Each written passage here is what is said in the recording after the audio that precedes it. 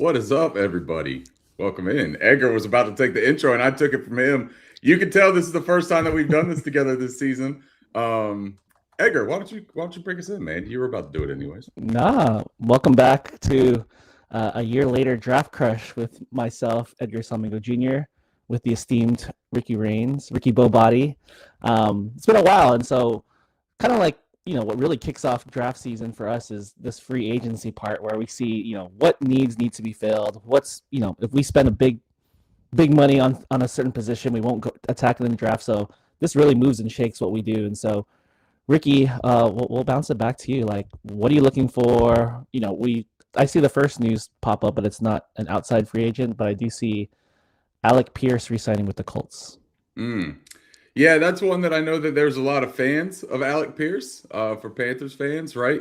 Speed threat, vertical threat, open up the top. I think that what I'm looking for here, Edgar, look, and we've all talked about this. We talked about it on Panthers on Tap. You and I have talked about this privately. Pass rush linebacker. We got to do something here, right? Like we need impact players at those positions. That is what we're focused on. I think that there's going to be some offensive line stuff that plays into this that also, like you said, affects the draft strategy come April. All of these moves are going to affect it, though, even if it's depth signing, right? I'm excited to see where Tyler Linderbaum goes. I know, and you made a tweet, Edgar. Can you talk about this tweet that you posted where you said one of the biggest misconceptions for the Panthers is they don't have free agent money and that they're not going to be able to sign any big time free agents? Yeah, I mean, I'm sure you're familiar too. So just for general audience and general demystifying of the cap, there is a number that's out there. I want to say it's around 10 million that people are saying this is how much that the Panthers can afford right now, which is correct. Like that's how much space they have currently. But the brain trusts, whether it's Brent Tillis, Dan Morgan, whoever, have really positioned themselves the way that they've signed their own players to these contracts that they could do standard restructures, they could do extensions, they could do cuts, they could do trades. And so there's a number out there. There's some analytics guys that I like that are on Twitter that says, current cap number is 10 million, but if you want to do, a maximum of restructures and extensions, you can get up, 70 to 100 million dollars more cap space. And so the Panthers don't need to make that cap space available now. They don't have to do it now. I remember I watched an episode of Panthers on Tap where y'all played with the off-season front office simulator, and you could make some moves, you could make some space. And so I think you guys got up to like 40. And so I don't want people to look at this as like, oh, we can't afford this or we can't afford that. They can afford anybody they want to if they desire. There shouldn't be anybody that's stopping them from getting one big name free agent, two big name free agents. Like if they're elite, like a Tyler Linderbaum, like you said, Ricky, or if Devin Lloyd's a big one out there. There's some rumors out there, so maybe a Dafe Owe's out there. They could afford all three if they want to. If this is their dream scenario, this is the elite players that they want. The cap space will not be the reason why they don't get them. I like that.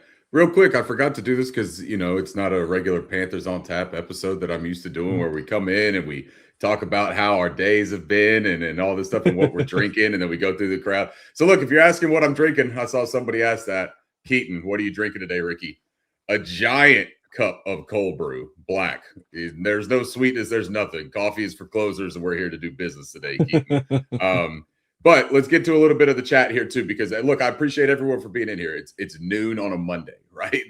You're starting your week off. You're trying to focus on work, and instead you're in here hanging out with me and Edgar, which is terrific. And by the way, how awesome is it to have Edgar back on your screen, everybody? This is the nicest, most informative fella you're going to know, and him talking Panthers football is a pleasure. So I'm very happy about that. But let's talk about some of these chats.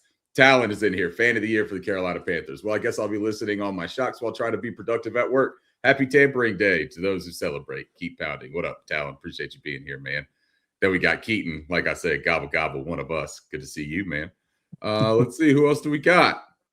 Zachary East. Niners open to trading Trent Williams. A hefty price on the cap, but give me Trent for a couple years of the draft of future left tackle on day 2. Well, that'd be cool, man. Like in theory, I would love to have Trent Williams in process blue, but that's a steep move, and I don't know that I could see him doing it. WC Griff, what up, man? Katie, always in here showing love. We got to find a way to play the video for Katie today. I don't know how to make it happen. Maybe if we sign Devin Lloyd, maybe we play the W video. I don't know. We're gonna have to see what we can figure out. Keaton says working or hanging out with Ricky is better than work. You should do it for any signing, Ricky. You should play the video. Any signing, play the video. Like someone for the vet minimum or someone, they sign someone, play the video. Signing, and I got to end up calling an Uber to pick up my kid at 2:00 from school. Oh, DJ Fish Nipples, one of the best names in the YouTube game. What up, DJ Fish Nipples? Talon asks a very important question that we just kind of touched on. Can we still drink even though it's a work edition? I don't know about your job, man. I work from home. So, yeah, I could sneak a couple. Maybe I make this an Irish coffee halfway through if we get some disappointing news. Tone is in here. What up, Tone? Doug, what's up, Doug? Man, I was just talking to Doug. Doug is doing well. He's a busy man. He's got his wedding planning going on. Good to have him in here. Okay, look, I'm not going to go through all of it because we got a bunch of the things, but we'll keep showing everything. All right, look, here's the deal. Alec Pierce, 4 years, 114 mil. I'll add that to the ticker too. We're going to try to add the ticker. We're going to try to keep going in real time. Edgar's going to help me with that because y'all know I'm terrible at that part. But Edgar is much better and organized. So Edgar, I was going to say they can also help us out in the chat because we're talking. If something drops, put it in the chat and let us know. I see Jared's also saying what's up from Twitter, so what's up to Jared as well. Oh yeah, Jared. I know it's a busy day for him. Writing for SI, he's got a couple teams that I'm sure he's sitting here looking at. So Edgar, tell me it's hard for me to say like top dream acquisitions, right? Because I think that you've got to account for money for all the different positions and how many you're going to be able to sign. Give me 3 names that you're looking for today for the Panthers that ideally they make a deal with, but if they don't, that's a position that you're still focused on. Yeah, I know I'm like way off. Everyone's focused on Devin Lloyd, the edges, defense. I tweeted out there, and I've said it before. Offensive line is my biggest concern. Like if you said, "Hey, Panthers, we got to play a game today," they have no one at left tackle, they have no one at center except for Nick Samek, who hasn't even played a game at center for the Panthers, and so deep positions of need for me. And so like it doesn't line up with what's available in free agency. That's why people are talking about edges. That's why people are talking about linebackers, an offensive tackle. And we talked about Trent Williams. But I'm looking at like those positions, even if they're not a major star. So at left tackle, I like Braxton Jones from Chicago, Cam Robinson. These are not exciting names. These are not elites. They're not green on PFF. They're just people that I know could fill a bridge because I feel like myself and a lot of other Panthers fans who watch games even even probably Josh Nyman doesn't anticipate like being a 17 game starter, but he's not even signed either. And so there's really nobody at left tackle for the Panthers. And then at center, like that market dried up quickly. Cade Mays is the biggest fish out there. He's their own free agent. And so if they miss on Cade Mays, if he goes up to a astronomical number in free agency, like it's dark. And so it's going to be like, we got to pivot to the draft because there's just not the high level starters that are out there in free agency, but that's what I'm looking for. I know it doesn't answer your question, Ricky. No, it does. But that's good. You said the 3 names. I'm giving you positions. But if you're talking about excitement, I'm looking at the 3 edges. I know there's rumors out there about Trey Hendrickson and Jalen Phillips. I haven't seen anything come up yet, but those 2 are Dafe Owe are the top 3 big fish, and then Devin Lloyd, Leo Chenal. Those are the bigger names at linebacker that I would be like, let's go. Let's take a shot or something. And then what did I just see? We got some more deals that while you were talking, I see our chat has mentioned a few. Eric Stokes, cornerback to the Las Vegas Raiders. Jared also says Draymond Jones to the New England Patriots. That's an interesting deal. Either of those mean anything to you, Edgar? Is that any tea leaves that you're starting to look at? And I do appreciate what you said though about the position stuff because Cade Mays is a big one, man. And I think that we should talk about that a little bit after you give me your take on these 2 signings. Stokes at 3 years, $30 million too, if that plays into how you feel about that. Yeah, I haven't really looked at the corners so much. I know that people are really happy with JC Horn and Mike Jack, but people are worried about this nickel spot or even flexibility where someone can play outside and JC can travel inside. So I haven't really looked at Eric Stokes. Draymond Jones is interesting in the fact that he could play some edge. He plays more interior in a 3-4, but he had some experience with. I want to say he was in Seattle when the guys were in Seattle, and he may have played with Avero in Denver. So there was just familiarity, but they weren't necessarily high priority, high target names that fans were thinking about for the Panthers. Yep.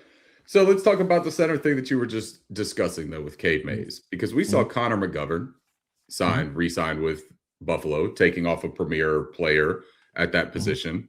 We know Tyler Linderbaum is the big fish, right? I mean, Mm-hmm. he's got to be the guy that everyone's looking at and saying, "That's who I want my team to sign." He's 25 years old, has been a very good performer since being drafted in the first round by Baltimore. The money was the problem, though, right? You can't Mm-hmm. franchise tag him because the offensive line is the same cost for the franchise tag, regardless of position. They didn't want to pay him left tackle franchise tag money. Yep. Let's start here. Are you open to paying the big money for Tyler Linderbaum, or does that scare you off?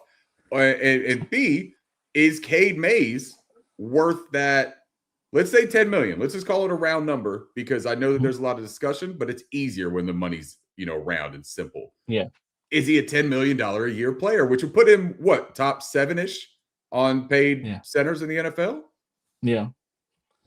I mean, Tyler Linderbaum in a vacuum in terms of his eliteness and his top level play, like absolutely, like who wouldn't want Tyler Linderbaum? I mean, we're talking about numbers that are very expensive, so again, like I don't. This is my philosophy. If we're gonna invest a lot and overpay somewhere, for me, it's the trenches. Like if you're gonna say like, oh, we overspent, but we overspent on winning the offensive and defensive line battles. Like, oh no, that's the worst thing that can happen. I'm fine. I mean, look at Seattle, right? They had the embarrassment of riches on the defensive line, and so like if we're gonna go heavy somewhere, spend heavy somewhere, offensive line, defensive line, like I can get with that, right? I don't know. I know we've talked a lot about this offline, Ricky, about like thresholds and what they like. I don't know if Tyler Linderbaum's size is like if you look at Cade Mays' size, Austin Corbett's size, people that they've drafted and brought in terms of the center position, they like them beefy, they like them big. So I don't know if Linderbaum really fits their prototype, but in terms of again in a vacuum, in terms of what you would want in a top level center, obviously I'm a Tyler Linderbaum fan. But what say you, Ricky? Yeah, Tyler Linderbaum, I think is worth it, personally. And I understand that the money is going to scare people because the offensive line is already tied up with a bunch of money. A lot of that, I think, is also projection about Ike Ekwonu, right? Because I think that a lot Mhm. of people in their minds still are thinking that this is a look, fifth year option type of situation now, but then you got to give them the extension, right? They picked up the option, you got to give them the extension. What are you going to pay Ike Ekwonu? Now, that injury that happened for Ike could not have come at a worse time for Ike as Mhm. far as like a business standpoint, right? Mhm. I don't know though. I guess it depends on what your opinion on was of Ekwonu. Was he worth a top 5, top 6 money already at left tackle? Because that's what you're probably going to have to pay him, right? You saw what Mhm. Charles Cross got paid. These guys, they want the bigger money because they know the market's going to keep getting changed out, right? When Mhm. premier players are available, they're going to get the bigger money. These are just barometers that they're setting. They're not necessarily saying I'm the best left tackle, I want to be paid like it, but they're saying, look, this other guy got this, and I know that the top guy is going to get here, so I need to be sandwiched somewhere in the middle. If Icky's not going to get all that money, why would you not pay it to the center of the offensive line? That the interior has been the biggest issue for Bryce Young. It has been a focal point Mhm. for the Panthers building of the roster. I think I'm comfortable with it. You talk about a guy that would sign a 5-year deal, probably. You lock him up for the prime of his career. He's already been great. He's been terrific in the run game. And this has always been my argument, man, with the center position and with Cade Mays, to be honest. He's not as consistent in the run game that I would like Cade Mays to be. Cade Mays is a big physical guy. You talk about the thresholds and the build. He's a big Mhm. old physical guy, but he's not overly dominant in the run game. He's a better pass protector at this point. He lunges, he misses a little bit, his balance is off a little bit in the run game. I think Mhm. you'll see him out there. I forget, I think it was the Saints game. There's a couple times he's doing pirouettes in space by himself. Like he just misses and he's doing spins out there in open grass. And I'm like, I just don't want that, man. I want a guy who's got the sure hand grip, strength, latch on. That's Linderbaum. Linderbaum will drive a guy out of his position, out of the area. I think that helps. And I also think it helps a lot that you got Damian Lewis and Rob Hunt, at least for the next year, right? Sitting Mhm. there on the outside of that center. That maybe helped Cade Mays look a little bit better than maybe Cade Mays is in a standalone situation. It Mhm. reminds me a bit of how Lloyd Cushenberry got the big deal in free agency from the Broncos, Mhm. already released from his new team, right? It Are you signing the 7th best center to the 7th best money? Or would you be Mhm. signing potentially the best center to the best center money? I think you got a better chance of getting the best center for Tyler Linderbaum and paying that money, and I'm comfortable with it. But I don't know how likely it is, So just to clarify, so you'd be right? okay with the big money for Tyler Linderbaum? See, look, you're trying to make me say condensed sentences now, and I like to do the word thing where I just speak a I, lot I'm, and don't I'm, give a full answer so I can't be backed into a corner. I'm just clarifying. And then Cade Mays, you're a little bit more hesitant on the 10 mil. I am, yeah. Okay. Because I think that if you don't splurge for the top guy, right? I'm comfortable paying Cade May 7 mil, 6 to 8 mil, somewhere in that range. I Okay. think that's a fair value. Okay. Um, but if you're not going to sign the top one, I also think you could go and you could draft a Logan Jones, a Sam Hecht, and pay them 1.3 million per year for the next 4 years. So I don't want to pay 7 more million for Cade Mays than I could pay for Sam Hecht or Connor Liu or Logan Jones or Matt Glubin. Like, I give me those guys, and Okay. I'm confident that that's still a better path for the next 4 years. So just to Just to put this back me into a further bow. into the corner. Yeah, no, or it could be both of our thoughts. Tyler Linderbaum or draft the center, and that's where we're going. Yeah, I Okay. think so. I think so. I don't know, Unless it's man. unless it's Cade Mays for a reasonable. I'd be fine. Look, I like Cade Mays. It's not that I don't think Cade Mays is a good Mhm, player, right? I do think mhm, that he's a solid player, and he's been good for what we've asked him to do when we were in a pinch. So I mhm. appreciate it. I just don't know that I want to lock up that money to a average talent. That sounds Okay. awful because he's good. I know you asked me, Ricky. So I'm gonna throw it back to you. Who are the top three? Who's the dream? We see these noties drop today that we should be celebrating, and I see some people putting out there on the chat as well. So I see some Devin Yeah, Lloyds. I see Adafe always. Sorry, I can't post yeah, you're right. banners or comments. You let me know when you see the good ones, man, and I will absolutely get them up here. Yeah. And so usually when Edgar and I do this, we were on the Draft Crush stream where we both had access to change all the stuff around. And today we're doing it from the Panthers on Tap because this is a little collaboration. Panthers on Tap Draft Crush.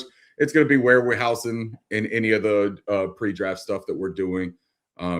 Benefit for Panthers on Tap members that subscribe to us. You'll have access to all this stuff. But yeah, so for me, my top ones. Look, Devin Lloyd he's the answer for me at linebacker. He's got Mhm, checks all the boxes, whether it's a physical threshold, whether it's the things that he's good at, right? Being able to create pressure from the off-ball spot, being good in coverage. He had 5 interceptions, believe it led the league for linebackers last season. A pretty short tackler. He's got the good length for wrap-up tackler. I just think that he's exactly what you want. And if you're gonna go the rookie route as well with a linebacker, which I think you probably do, if you get Devin Lloyd, you probably want to, bookend him with one of these really talented young guys in the draft because it's a deep class. But each guy in the draft outside of probably Sonny Styles, maybe Arvell Reese, depending on how you evaluate them, they all have question marks, man, in their mhm, evaluations. Like everybody does, right? The prospects. But they have mhm, question marks as far as like, hey, here's a clear area that he's just not that good at right now. And you don't mhm, know if he's going to be really good at it. You don't know if he's got the elite athleticism, if he's got the big build. Jacob Rodriguez is a guy everyone loves. Love how he sees the game, loves how he plays the game. He has physical limitations because of his build. And it shows up. Like, it's not something that you're just making up because you don't like the guy and you don't want your team to draft him. It's just what you see when you watch the games, right? Doesn't mean that he can't be an outstanding football player, but you feel better about a guy like him if he's got a Devin Lloyd next to him, right? mhm. Um, so I think Devin Lloyd is my number one guy. I still like Odafe Owe. I still really would love that to be the speed rusher, the edge rusher that we have, the quick winner. I think that's a position they have to make some sort of significant move at. I've seen the Joseph Osai name passed around. To me, that's not it. That doesn't move the needle enough for me. I'm going to be a little bit picky about that. I'm going to be a little bit, judgy and just say that. There are guys that I like. You and I have talked about Arnold Ebikite. I Yep. like him, but he's not going to move the needle either, right? Like he's a depth piece. Is Ricky, that a we big got one? we got, Kenneth Walker. yeah. Yep. So we're seeing it scroll through the timeline. I see it from Jordan Schultz and I see it from Tom Pelissero. So the one thing we need to also do, Ricky, not to say we have to Mm-hmm. name drop, but there's a lot of bad news out there. So we Yes, there should is. mention who we're getting this news from. So generally respected Tom Pelissero and Jordan Schultz are breaking that Kenneth Walker, the Super Bowl MVP, will be signing with the Chiefs, according to multiple sources. Any money or year on that yet? Not No, yet. just a sign. That's all a it says big is one. signing or intending to. I mean, I know we're in legal tampering period, so no one's Right. really signing today unless Right. you're an existing free agent or one that was released recently. But yeah, I don't have numbers yet for Kenneth Looks Walker. like Draymond Jones is 3 years, 39 million. That's something to kind of pay attention to, I feel like. When we're Mhm. sitting here, we're looking at these other, defenders that Carolina may have interest in or that they may pursue. You want to see what the rest of the market value is for some of these guys. And Draymond, you're right. He's a bit more of like a tweener type of deal. Mhm. He's going to depend on how you want to use him, but he's a pressure player. So when we're looking at signing somebody, that's what 3 years, 39 mils, about 13 Mhm. a year. Yeah, 13 a year. Yep. Yeah, that's good math. Look at that. The The coffee accountant kicked did in. 39 divided by three. Coffee Nice kicked in. job, accountant. Um, yeah, so those are things that you got to keep an eye on, though, because this is going to change the value for some of these other guys, like an Odafe Owe, who's going to say, hey, look, Mhm. that guy's not even an edge rusher, and he got kind of edge rusher money, right? I'm a Mhm. premier edge rusher. I'm accruing sacks. I'm accruing pressures. So yeah, it's going to be an interesting negotiation part of that. I cut you off about Arnold Abakiti, but I also, appreciate you doing that. but also, I just want to echo that. Like I think one thing that's and this goes into draft philosophy as well, right? Like I'd love to see, like you said, Ricky, all prospects, even current players, they all have strengths and weaknesses. No one wins 100% pass rush. No offensive lineman is going to win every block, right? And so for me, like I'd like to see like what are you elite at? What are you good at? Like what is like the one thing that you can hang like if nothing else works, like there's this one thing you can hang your hat on that's really strong. And so I feel like when we're looking at pass rushers, I don't know if it was at the combine or press conference. I remember hearing Dan Morgan and Dave Canal saying like they want to attack pass rush and it could be from anywhere, Mm-hmm. interior, Yeah. edge, linebacker, safety, corner, wherever. But they desperately are prioritizing pass rush, and so I Yeah. feel like someone like um, sorry, I'm gonna butcher his name, Ibikiti. Yeah. I feel like his pass rush win rates and the way he wins is so successful compared to the average NFL player. He doesn't have as many snaps as everybody else. He's not in on every play, but in terms of like, hey, I want someone for pass rush. That's the person that I would say, like, dude, like that checks the box. If that's what Right. you're looking for, maybe there's some weaknesses. He's not a full time player or hasn't been a full time player yet. Maybe he evolves into that. But if you were saying, just to echo your point, Ricky, Yeah. that's the reason why I also like him is because they're prioritizing pass rush. Yeah.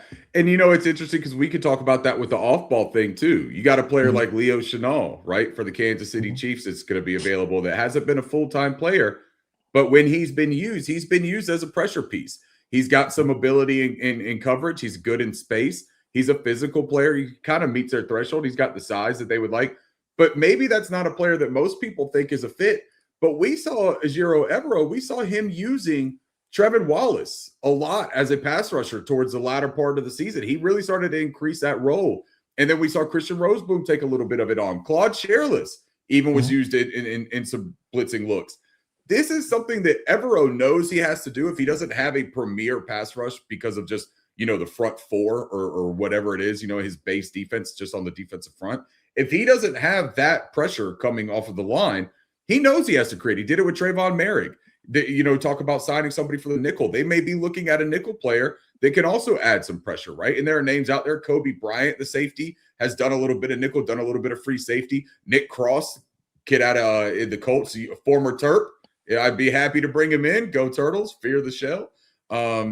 So there's players that would make sense in that. Now, there was one comment I saw on here that I wanted to bring up, Edgar. Mhm. Taylor says, would anyone be upset if we paid Taylor Decker for a 1 year deal at left tackle?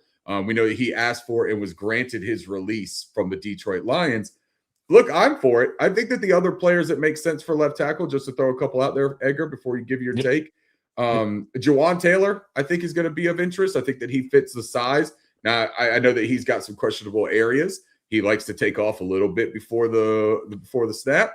But then you got Liam Eichenberg, who has a little bit of versatility, inside outside versatility. Former Notre Dame Irish, would make Panthers coach JJ a lot, very happy man. So there are some players out there. Edgar, what do you think about the idea of getting a 1 year deal for a veteran at left tackle while Icky's recovering?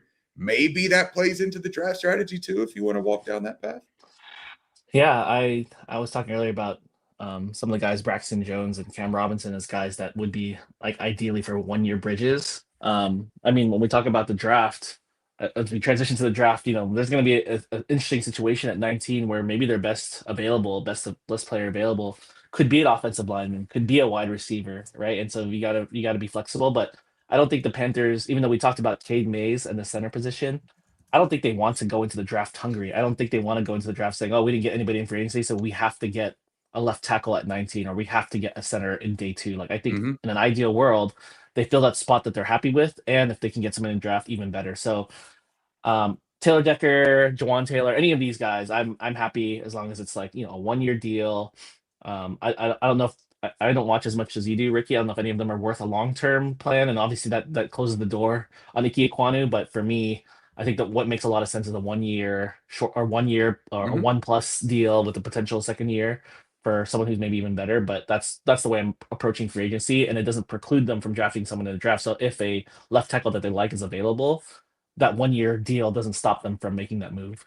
Yeah, I think that we're pretty much in the same position with that. I'm cool, and I actually would enjoy seeing a veteran depth piece that could start if needed. Right? Mhm, Let's say we don't know what Icky's situation is. Icky mhm, maybe can be healthy in 6, 7 weeks and play for the rest of the season if they want him mhm. to. He could be out the entire season. We really just don't know how that's going to go. So I think that you have to take that very seriously and get somebody that you are ultra confident in performing right out of the gates to start the season. Because this is a big season, man, not just for, Bryce Young and Dave Canales, but for the Panthers team. They're trying to continue a trajectory instead of building a trajectory. When you Mhm. make the playoffs, I don't care if you fell ass first into it, right? Like we did. Doesn't matter, man. It's all part of the body. You're all in there, right? Doesn't matter which one crosses the finishing tape first. I just think that if you get in, the objective from that point is to get further. But the Yeah. expectation at that point is to continue battling to get in, though, right? So, like, if you go Yeah. from making the playoffs in this year for Dave Canales and what his second season as coach, if you go and you do that, and then all of a sudden you fall back to 4-13, 5-12, something, that ain't good. That's not a good look, man. It puts the pressure on everybody again. You got a big decision to make on Bryce Young. Mhm. Talk about financial ramifications. There's a lot that needs to be done. They need to take this season extremely serious, and obviously they're going to. They're a professional Mhm. football team, right? And they don't need Yeah. Ricky and Edgar to be on the internet on a Monday morning saying, "Hey, take it serious, guys. We want you to really try hard." They're going to try, but there are We got things a that have to be done. we got a minor one, Ricky. I want Okay. to see in the in the comments, but we've got Kate Otten going back to the Bucks. Well, that's minor, I guess, but it's one that I've seen people play around with saying maybe Cade Otton could be a target for the Panthers because of the familiarity with Dave Canales. So it Mhm. does take a potential fit for Carolina off the board. That's what I'm thinking. He was a popular choice in terms of familiarity, in terms of a bigger tight end, in Hmm. terms of maybe not, again, not going. Some people had talked about Kenyon Sadiq as a very popular pick for 19, and so maybe he could have been an in between. Like maybe I know you talked about on Panthers on Tap, right? Like Jatavion Sanders, Tommy Tremble, Mitchell Evans. How do we fix this piece? How do we Hmm. put put these pieces together? Because we can't. We only have so much space in the room, and so Otten would have been I don't know, could have pushed somebody out, could have Right. potentially put them out of the running for a tight end at 19, but some ramifications there. I definitely think there are. So he's Yeah. back with Tampa Bay. Back with Tampa Bay, I've been having, I don't know if other people are getting it, but for a little bit, I was having trouble. I was getting some Twitter errors, so hopefully we Oh don't no. we don't drop again. Yeah, that was what was that last year, right? When we were doing it, the Twitter went down because we did this thing last year. We had we had Jordan Vanek on with us, Yes, right? yes, yes. Yeah. Yeah, our stream went down too, so I was like, I don't know if anybody's watching this or listening to this, but we're I had here. no idea. It was just Edgar, me, and Jordan and you just hanging out, just having a good time. The three of us. We didn't know what was going on. Yeah, It's how kind of how why fun we was did it this to again. hear about Milton Williams live together, and then hearing it that wasn't didn't go through? The roller coaster. That was the worst roller coaster I've ever ridden in my life. Like I was extremely jubilant and happy. It got exactly who we all wanted, and then all of a sudden it just turned to hell for us in a matter of seconds. Yeah, I keep trying to refresh and see, and it's not pulling up for me. All right, now here we So go. so this is interesting. Again, it doesn't really necessarily pertain to the Panthers, but Joe Person tweeted or reacted to the signing of Kenneth Walker by the Chiefs. He said, "Thought Kansas City could be a destination for Rico Dowdle." So Hmm, again, maybe I know there's been whispers from the beat writers of the Panthers saying, "Oh, maybe the Panthers are interested in bringing back Rico Dowdle if it's at a reasonable rate," and right. so that's one less destination for Rico Dowdle if the Chiefs, or if and when the Chiefs close the deal on Kenneth Walker, that's one less destination that Rico can go to. What do you think about that? Do you think that if Rico Dowdle doesn't get the big money that is people and not big money, right?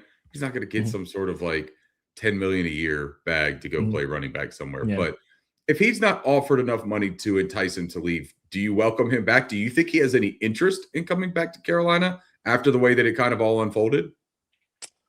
Good question. I mean, I think he loves the team itself in terms of the coaches, the guys. I think he likes the running back room a lot. Obviously, when he went on that strong run in the middle of the season, everybody was happy. He was fed. We were Yep. fed. Like nobody, there was no issues. But when Chuba came back, and even in the beginning of the year, we were talking about how does this rotation work. I think he wasn't as happy. Hmm. But I think if obviously if the decision is between multiple teams for the same price, I don't think he'd rather go home and go to the Panthers for something he knows than an unknown for the same money. But if there's a bigger money offer out there, I'm pretty sure Rico and the Panthers know kind of what the ballpark is they have in mind for him if he wants to come back and if he can explore. I think we're talking about this with all the other.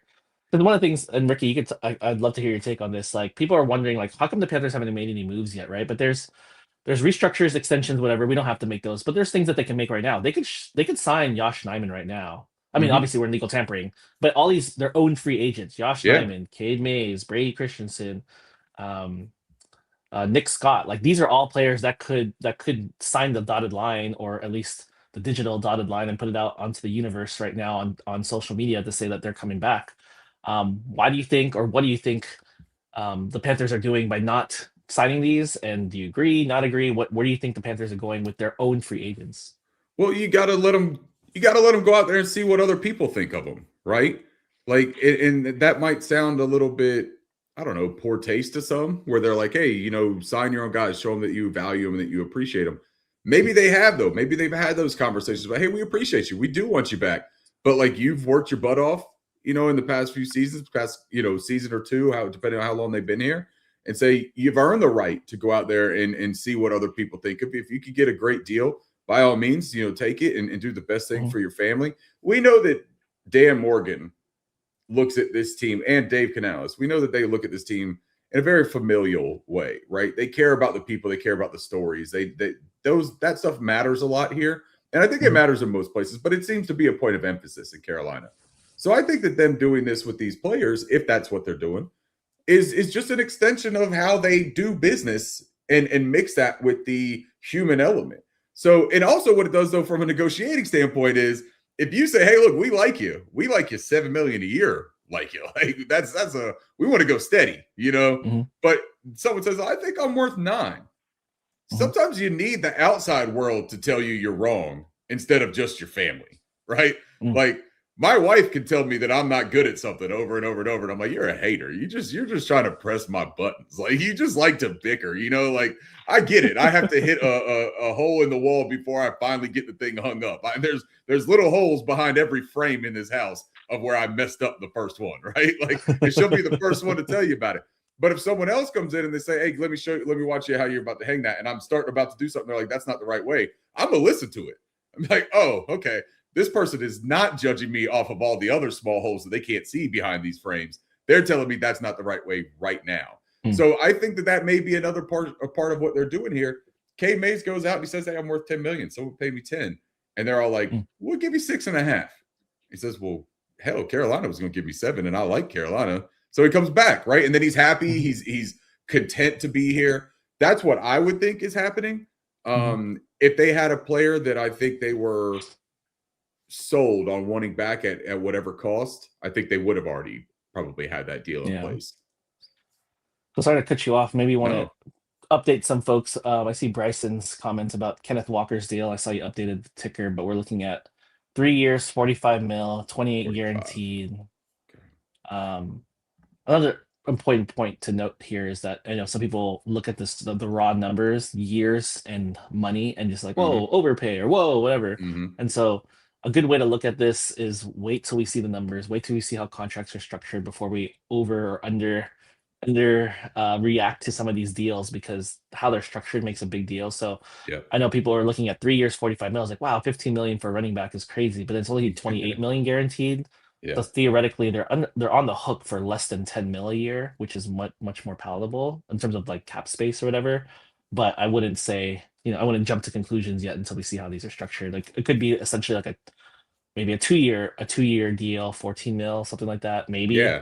Again, we're just guessing here. With some incentives, right? They Yep. can get it up. Speaking of guaranteed, Trevor Sikkema reaction to Tom Pelissero's talking about the guaranteed for Alec Pierce, Mhm. 60 million fully guaranteed at the signing. That is the fifth most for any wide receiver in the league for Whew. Alec Pierce, which is that's a wild number to me. And I like Alec Pierce. I think he's a Mhm. solid, good receiver. That's wide receiver one money, and that's wide receiver one like top of the top. That Mhm. I don't know, man. That's a steep price for that. Am I wrong on that? You're not wrong. I mean, this is a good way to transition to like how I think the Panthers approach business. I think they approach business as like, what have you done? What have you proven? What have you produced so far? And we have an expected value for you.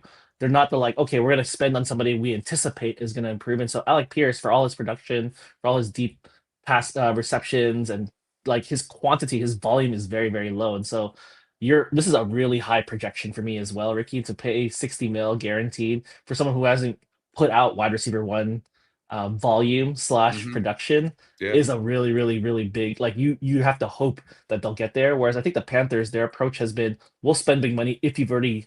That's why I feel like someone like Trey Hendrickson would make a lot of sense for the Panthers. I know there's stuff about scheme, and there's stuff about fit, and there's stuff about his age.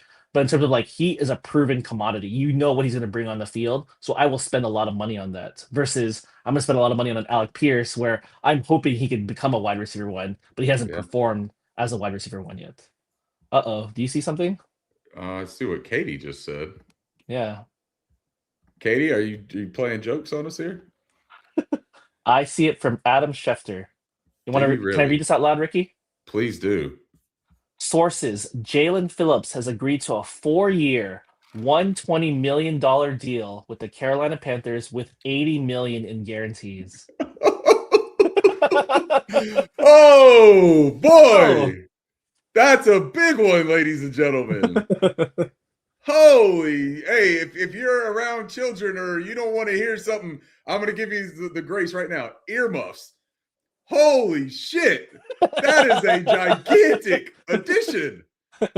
Man, okay, first off, real quick, instant reaction, right? I love it. Wait, first off, can you play the video? Let's play the video. Hold on. Katie, you're the one that said it on here. We're going for it. See this-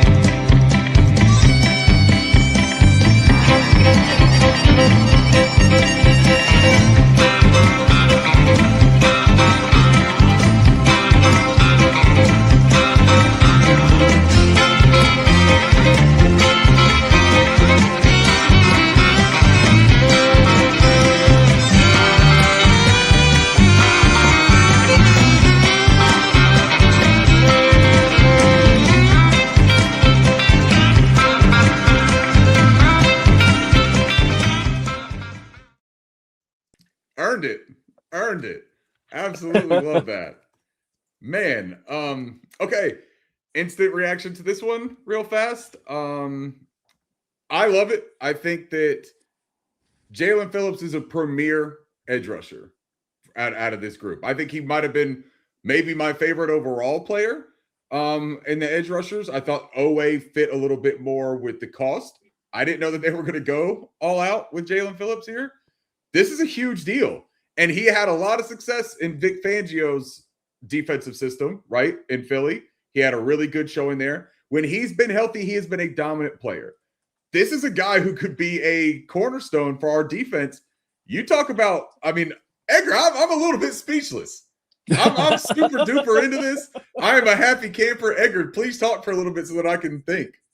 Yeah. I was when we look at the big three, Dafe Owe, Jalen Phillips, Trey Hendrickson.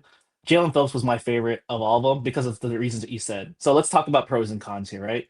Pros. He has a lot of experience in this system, right? And so the Vic Fangio system, being with the Eagles, being very successful, even watching him with the Dolphins, even though I don't know systems as well as you do, Ricky, but like it feels like someone who already has experience. You don't have to project a lot because you already know what he would look like in the system.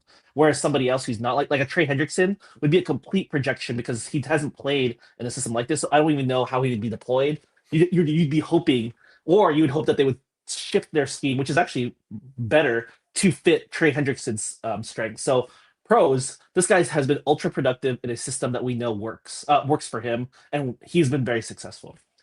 Secondarily, he is young. He's only what, 26, 27. We're not talking about someone who's like Trey Hendrickson that's a little bit older. In terms of cons, right? We got to see, like I told you, we got to see what how this contract is structured. So just looking at 120 mil, right? Just that number already just like just makes your heart drop. But I will say that another con for him is that he has had some injury history. So I remember when he was on the Dolphins, he was literally unblockable, literally just a pass rush machine, and he goes down with an Achilles, and I was like, oh gosh. He's still coming back. But he was ultra productive with the Dolphins again, traded to the Eagles, ultra productive with the Eagles. And so I think he will return. I mean, the hope is that he returns back to his glory, but where he was before the injury, I thought he was going to be like the next great sensation pass rusher. And so is excited to see someone like this in process blue. Let's see some reactions here that we got from the chat. But yeah, so if you Instantly, got reactions, put it in the chat. Tell me how you feel. Tell us how you yeah. feel. Rating 1 to 10, grades A to F. Tell us. We want to get a sense of a pulse of how you're feeling as well, not just Ricky and I. This Sorry, from Ricky. Katie. No, Katie opened it all up with "Oh Mount God," and at first when I saw that, I was like, something big happened. And then it says we got Jalen Phillips. I was like, what is she? No, no, no. They were talking about working out a deal. We reversed Milton Williams, the Eagles. The Eagles thought they had Jalen Phillips back at home in the bag secured.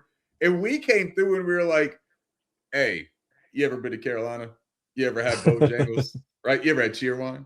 You want to come down and have a cheer wine at a sun drop with us and have a conversation about money? We got a lot of that too. David Tepper. You ever heard of David Tepper?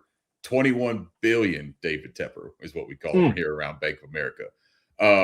That's awesome. Let's look at some of these other ones. Will McLean, Phillips. I'm just going to run through everything that talks about Jalen Phillips right now because I just want to see what everyone else is saying. She says, I'm not joking. Play the video. We did it. I love it. Play the damn video, Ricky. We got Phillips. We have a signing. Let Dan Cook from Jonathan Cook. Hey, nice last name. Appropriate. Oh, shit. We signed Phillips. Yeah, this is great, man. Guys, JC and Bryce started following Jalen a few days ago. All right, here's a fun conversation because, Edgar, we talked about this in our little group chat that we have. Yeah. When these guys start following on Instagram and these social media accounts, fans love it. We lose our minds. And there have been instances where it actually does, give you a little bit of tea leaves and the breadcrumbs that Hansel and Gretel can follow all the way to the $120 million bag. But for a lot of times, it's just people following people, right? This one worked out for us, man. This was fun. I mean, for me, I don't take it so like mock drafts. Don't take it so seriously. People following each other on Instagram, social media. Don't take it so seriously. These are all just fun. These are all just fun ways to have thought exercises. And so for me, seeing that there was follows, and then they said like, "Oh, the Eagles upped their offer," right? Like, I'm never gonna be fully happy. I'm never gonna see. I'm Ricky. You're the same. I mean, we're both old heads, right? I'm not gonna say, oh, someone followed someone on Instagram, so he's definitely going to the Panthers. It's more like, huh, like that could be something, or that could be nothing. It's like my favorite thing to say. And so maybe it pushes it pushes. One thing I hate. I'm going off tangent here, Ricky, but like I hate the Panthers traditionally have been used as like I'm going to talk and engage with the Panthers to get more money from the team I actually want to talk to. Leverage. So, like leverage. The Panthers have been like the six at the bar, right? The guy who's just like, he's okay, whatever. The girl go and talk to him just to make her actual boyfriend pissed off and jealous so that he comes over. He's like, fine, I'll do whatever you want. Let's go. Right? Like that's exactly what we've been. So for me, like that's why, and then even right now, I don't know how you're feeling this, Ricky, or people in the chat, how you feel, but I'm feeling until this actually shows up on Panthers.com or on the Panthers, Twitter, I'm still like I still have PTSD. Like I don't know Yeah. if this is like, oh, change of heart, you actually decided to go to the Yeah. Eagles, right? No one would here would be like surprised. So I'm generally happy, but I'm not I'm pausing my full elation until we get signatures on dotted lines. Well, here's a little bit. AJ Brooks reports here. Derek Brown also followed Devin Lloyd. So, hey, Oh, look, maybe oh, we got a little something else coming. Hey, look, oh. if we ended up getting Jalen Phillips and Devin Lloyd, it's gonna be. I'm gonna put this show back on tonight at 8 or 9 o'clock when everything is settled at my house and everyone is asleep. And I am gonna crack a couple of cold ones. So we're gonna celebrate because that would be an ultimate haul. And I would be ecstatic if that's what Carolina ended up this day. But I do want to ask a question because this is a good segue into that. And I saw Taylor ask this. So, Edgar, your Mhm. opinion on this? I'm Yep. not sure if we get Devin Lloyd after paying Phillips, Taylor says. But if we do, great.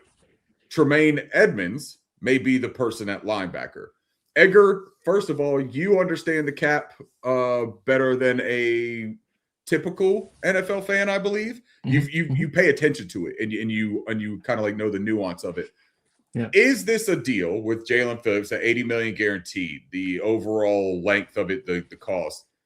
Is this a deal that probably does take us out of the running for another, let's say, $20 million AAV type of deal for a Devin Lloyd? Or is that still something that can be worked out with some of that restructuring, with some of the cuts and the things that you mentioned earlier? Yeah, the short. So people in the chat, we were talking about like, let's go get Devin Lloyd, let's go get Devin Lloyd, and so let's talk about this from like a spectrum, right? Does this reduce the possibility of getting Devin Lloyd? Absolutely. Like a cap is fixed; you can only pay so much. Does it really take them out of the running? Absolutely not. Like they do have room to maneuver. We talked about if you just joined us now, welcome. But at the beginning, we had talked about like how much effective cap space do they have. So like if you woke up this morning and you looked at the general cap space that the Panthers only have 9 million, you're like, how do they afford Jalen Phillips, right? And so there is moves that can be made via standard restructures, pay cuts, extensions, or even just outright releases where they can get up to 70, up to even over 100 million in cap space. And so this does not preclude them from Devin Lloyd. As a matter of fact, knowing what they did for Jalen Phillips, I would not be surprised if they want to do the same for Devin Lloyd because they're absolutely paying for top of the market and they're willing to do that. But like say mid market, say like a Tremaine Edmonds, say like even lower, I don't see them like making extensions or restructuring, like kicking cans down the line to get a mid tier or a lower tier player. And so if you are a top level player, if you're Tyler Linderbaum, if you're Devin Lloyd, these are the types of players. If I'm the Panthers front office, if I'm Brent Tillis with my calculator and my spreadsheets, I'm saying I could make these work as long as they're elite players. And I think if I'm not speaking for you, Ricky, but Devin Lloyd kind of fits that category. Yeah, absolutely. So it's not completely out of our realm then. We could possibly figure it out. Did you see the super chat, Ricky? No, I missed it. Do we have a super chat? Yeah, it just came through Oh, 4 minutes okay. Hold ago. on. Yep, hold on a second. Here's the super chat. We're gonna show that first from Katie, our news breaking Katie. Play the video one more time for good measure. Hey, look, guys, I don't make the rules. I just follow them.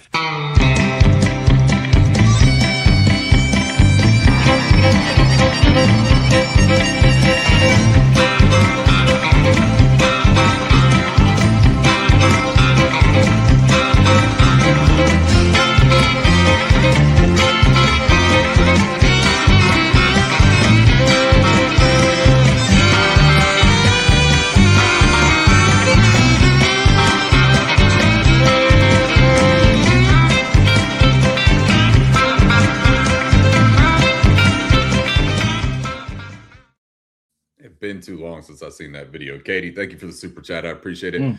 And while I'm on the note of the super chat thing, Talon, our fan of the year, is also a member of the tap room here for Panthers on Tap, which it's $5 a month. Sign up. You get all the benefits of a membership. We will be sending out some things to our members. Our first merch stuff will be coming out to our members exclusively.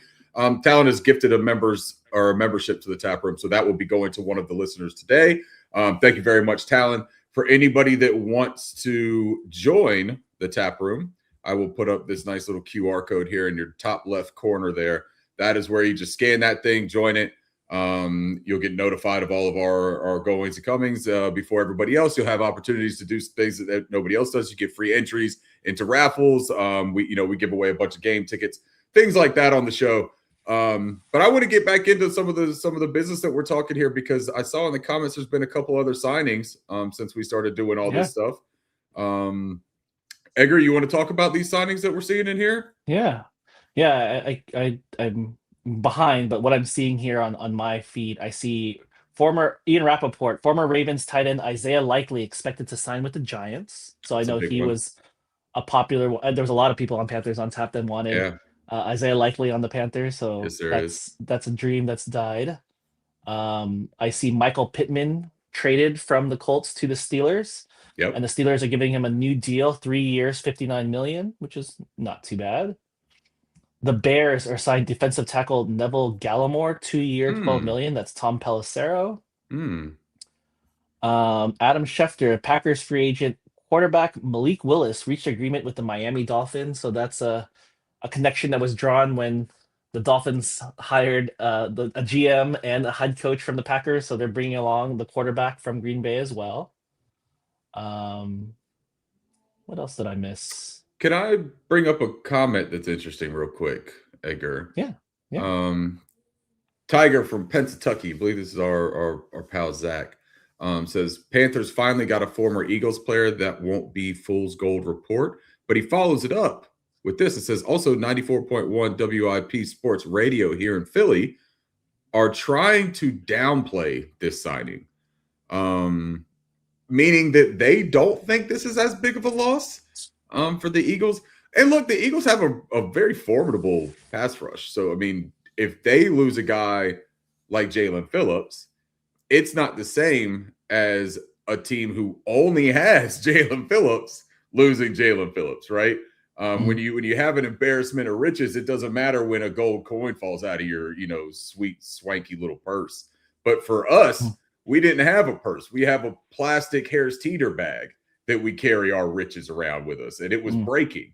So what we did by getting Jalen Phillips is we wrapped some beautiful canvas all around that Harris Teeter bag, and now we got protection. I think it's worth it. They could try to downplay it if they want. We have one other super chat that I want to bring up, and then Edgar, you can answer this, okay? Can I add something before you get to the super chat? Please do, yes. So I don't know if this is official, but the Panthers Twitter official account has created an article that says reports Panthers agree to terms with Jalen Phillips. So that's one step closer to being a legitimate news. Now, our Panthers accounts last year did tweet out about Milton Williams as well, right? Okay. I don't remember if we got that far along. And then also these are reports. It's not the Panthers reporting. It's kind of aggregating what's out there. Right.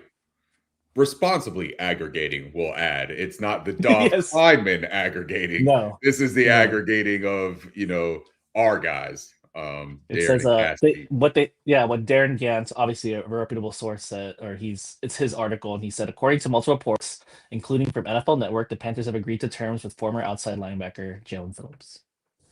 Love it. Man, you can go to your. Yeah. I'm just elated, man. I'm still like processing the whole thing that this happened, because that was the player I did not expect to see today. And I thought it was because of the reports about Philly getting close with him. And I just thought that was, I'd have made peace with myself that the player that I would have loved to see come here wasn't going to come here. So bringing him here, I just think is tremendous. And I know that everyone's worried about the injuries. I get it, man. And I am too. Like it gives me pause. But if he's not injured, right? Like we've seen the guy play not injured, and he's outstanding. He fits everything. It's just really fun. This is a really fun Monday. Can I tell you two things, Ricky? Please tell me three or four if you want, man. We've got a Panthers signing, and I don't know if it's worth the video. Okay, hold on. We got a Panther signing. Mike Garofalo and Tom Pelissero report the Panthers are re-signing a Caleb Evans to a 1-year deal per his agents. I don't know. We'll see. We'll see. Well, if the chat wants it. Yeah, chat. You let me know if you think that's a video signing or not. Okay, but you know what? You know what is worth discussing right now. Here's Katie. Here's our resident video person. We're not playing the damn video for Caleb Evans. You know what's going to happen, though, is that he's going to make a big-time play in the playoffs, and we're going to look back on this like, hey, remember when you guys hated on the Caleb Evans? He's going to ball out, and I hope he does, man. Hey, he's going to force a fumble on a punt, becomes a touchdown. I would love it. You know what? We're going to do this super chat, then I'm going to play that damn video for a Caleb Evans. All right, B-Pays, my guy. Yes. If we get another defensive guy in free agency, do we go offense in the draft? Edgar? You want me to go first? Yeah, I do. I think they absolutely go offense in the draft. Where that happens, day 1 to day 3. I'm not telling you where, but I'm letting you know that they have to hit offense somewhere. And I think this is an approach outside of Jalen Phillips and the Milton Williams debacle last year. I feel like they've been going, and this is something that Mike K mentioned, so I was thinking about it. Because they missed on those big fish, they've been have been spending free agent dollars on non-premium positions and then drafting premium positions. And that's not like a hard and fast rule that they're not going to do anything. Obviously, they spent a lot of money on Jalen Phillips today, but it just made me think, and this is something that Ricky and I have talked about too, is I don't know how the Panthers feel about prospects who are either non-premium positions or premium positions that are not at their physical thresholds that they typically like. And so there is a possibility that offensive players will fall to them. This is a unique year. We haven't had this a year where they drafted this far down in double digit. This has been a long time coming, right? Since 2017 maybe. Yeah. And so literally they can go in any direction. I would not say, and I think Ricky would agree, I would not say they're absolutely going offense, or they're absolutely going to taking an offensive player at 19, but it does open up. There are more open avenues for offense now that some of the places that they would have drafted on edge. Think about it this way. At edge, you got Jalen Phillips, you've got Pat Jones, you've got Nick Scordon, you've got Princely Umamiel. So if you draft another edge, someone's going to be sitting out or not getting a lot of snaps. And so is there someone in this draft that's worthy of taking snaps away from any of these four? Obviously, you want depth. Obviously, someone can get injured. But I would say that signing defensive free agents definitely opens up the possibilities of where you can go in the draft. You don't have to be committed to what you don't want is trading up for a DJ Johnson because you definitely need an edge. We're not going to go that route anymore, but I will say that offense is more of a not more of a possibility. It still remains a possibility despite whatever they do in free agency. Yeah. Did you have terms on the Caleb Evans? Did you say that? I thought that you No, it just says 1-year deal. 1-year deal. Okay. All right. You know what? I've given it a little bit of consideration, Edgar.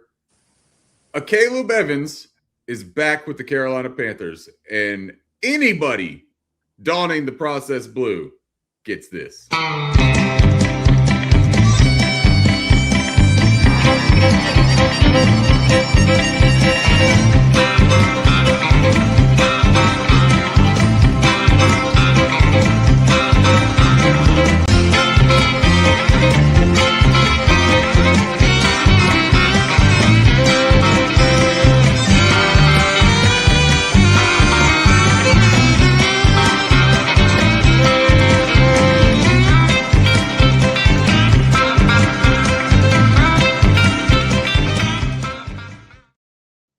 You earned it, Caleb. Thanks for coming back, buddy. B-Pace, thank you again, man, for the super chat. Good question, too, by the way. And I'll give my take real quick on that, too. And I think that Edgar's right. I think that nothing is going to be off the board for these Carolina Panthers coming into this. Signing Jalen Phillips is a huge sigh of relief for the Panthers at 19, in my opinion, because I think that when you look at that edge position in this prospect group, right, there wasn't somebody that just stood out at you and was like, hey, if he's on the board at 19, you go and you take him, because you're not looking at David Bailey. You're not looking at Ruben Bain dropping that far, right? And those are your two premier edge rushers in this draft. You can look at Akeem Mesidor, who both Edgar and I like. We are fans of his game.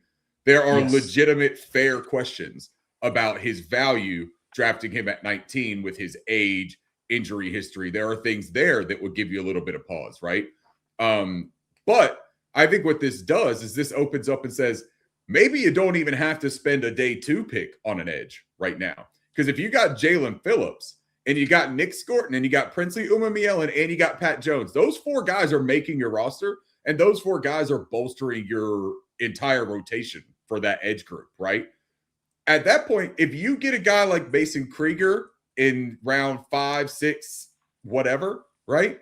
Sure, you let him come fight for special teams. You let him come and work out a DPR role at some point, but you're not pressed anymore at that position. There is no worry about reaching for that position. I think that you feel pretty good about things right now if you're Carolina. So it does open up a different plan of strategy as far as not just pick 19, but second and third round picks, right? Can you maybe move up or down now with some of those draft selections that maybe you were targeting somebody in those later rounds, right? So I think it's cool. But as far as 19, yeah, I think that anyone's on the board. I think if Jordan Tyson falls at 19, I think you entertain it. I think if Kenyon Sadiq is there, you entertain it. If Monroe Freeling isn't the first tackle taken off the board, you're going to entertain that. Spencer Fano, do you take a chance with him even though he doesn't meet maybe some of the physical criteria?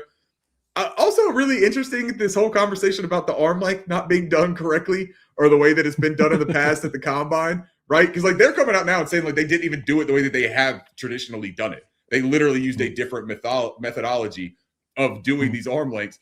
So this guy being 32 and 1/8 could be closer to 33, right? He might hit that threshold. We're going to see it at the pro days. Pro day measurements are going to be pretty valuable this year, I think. But his athleticism, legitimate. His ability to move people, legitimate. I like Fano was my number 1 offensive tackle prospect in this class. And then I got Caleb Lomu as my 2, which is a lot higher than what you see most people believe that he is. And he is a true left tackle. So if he's in play at 19 there, I think that makes a lot of sense for us as well. He's one of my favorite players for Carolina in round 1, actually. And one of my favorite exercises is to do a trade back with one of these other teams, whether it's Cleveland or Houston, that has multiple, awesome. That pick 24 and 39 and 28 and 38 for those 2 teams. Move back, exchange your 53 for that 39, or because Brant Tillis likes to just swap assets. He likes to go pick for pick. He doesn't necessarily want to accrue more. He wants to accrue value. So I think that's a way that you could do that. Still grab the guy that you like a lot, but maybe you value him more than other people, so you can recoup a little bit of value, and then get up earlier.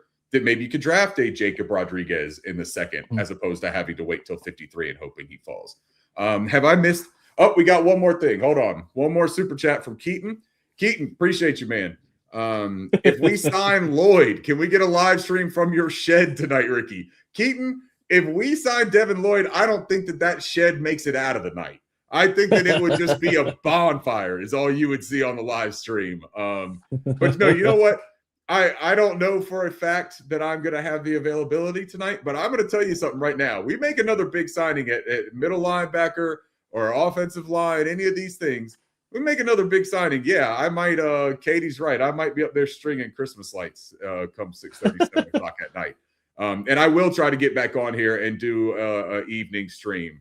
We'll see if the On Tap guys have any availability. Don't know what Edgar. You guys remember, Edgar is on the West Coast. So he's up in the morning with us right now doing all of this. And then, come 8, 9 o'clock, it's dinner time with the family. And Edgar is dad of the year himself. So we gotta make sure all that works out. But y'all have my word. I will give it my effort if we make another signing. Hey, Ricky. Not to, I'm totally not doing this for self-publicity, but like what's our viewer count right now? Our viewer count. Yeah. Thank you for doing that, because we need to appreciate and thank everyone. Over 2,300 people are hanging out and watching this stream right now with us. And on a Monday afternoon, that is wildly appreciated. So to all 2,300 of you that are hanging out and doing this, thank you very much. You see the QR code up there in the top left. You scan that, you can become a member of Panthers on Tap Room. That is our membership for YouTube. You'll get notifications on everything that we do. You get entries into raffles for game tickets, jerseys, hats, all kinds of experiences. We're going to be sending merch out to our members. Anything that you do as well, as far as the comments, we'll make sure that we answer them and get them. You'll have priority in that regard.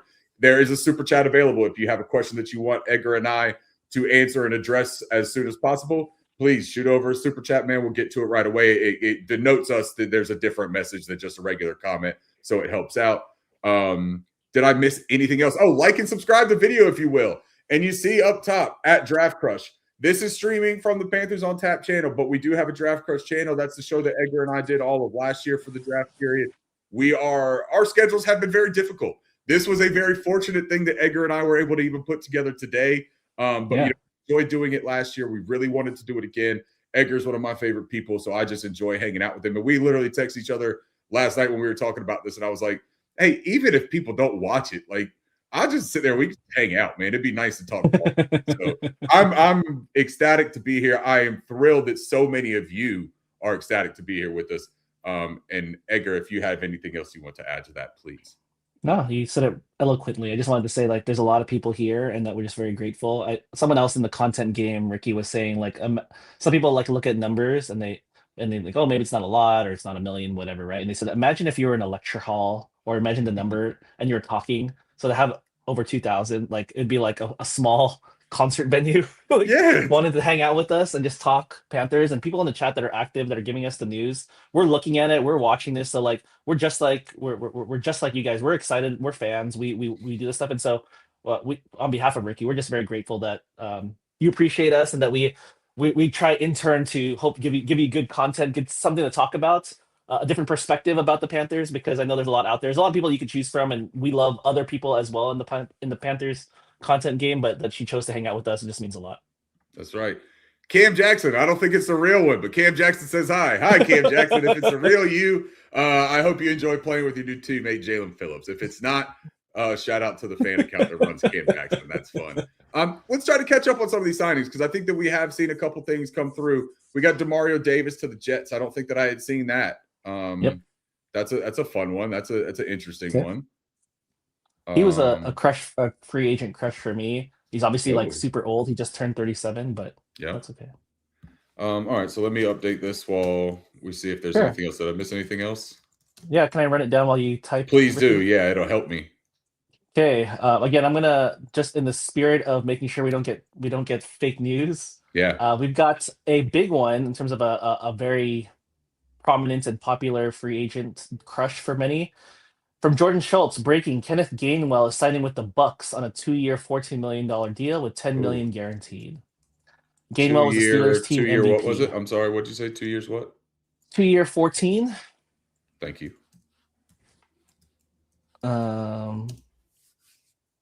We've got Mike Garofalo of NFL. Falcons have agreed to terms with Austin Hooper to return for a 1-year deal.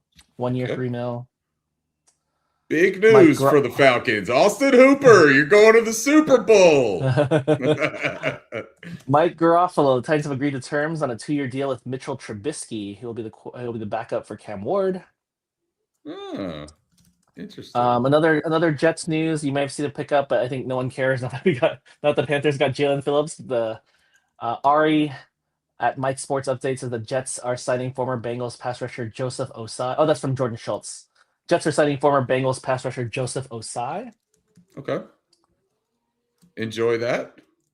Enjoy that. Enjoy that. We will just be hanging out with our new friend, Jalen Phillips, your new outside linebacker for the Carolina Panthers, as long as he signs on Wednesday. Hey, can anyone get a GeoPin dot location on Jalen Phillips right now? Because I'll go and meet him and just stay with him side by side until Wednesday, and we go sign the contract together. Like, somebody just send me out. Like, treat me like Liam Neeson right now, and somebody harmed my family.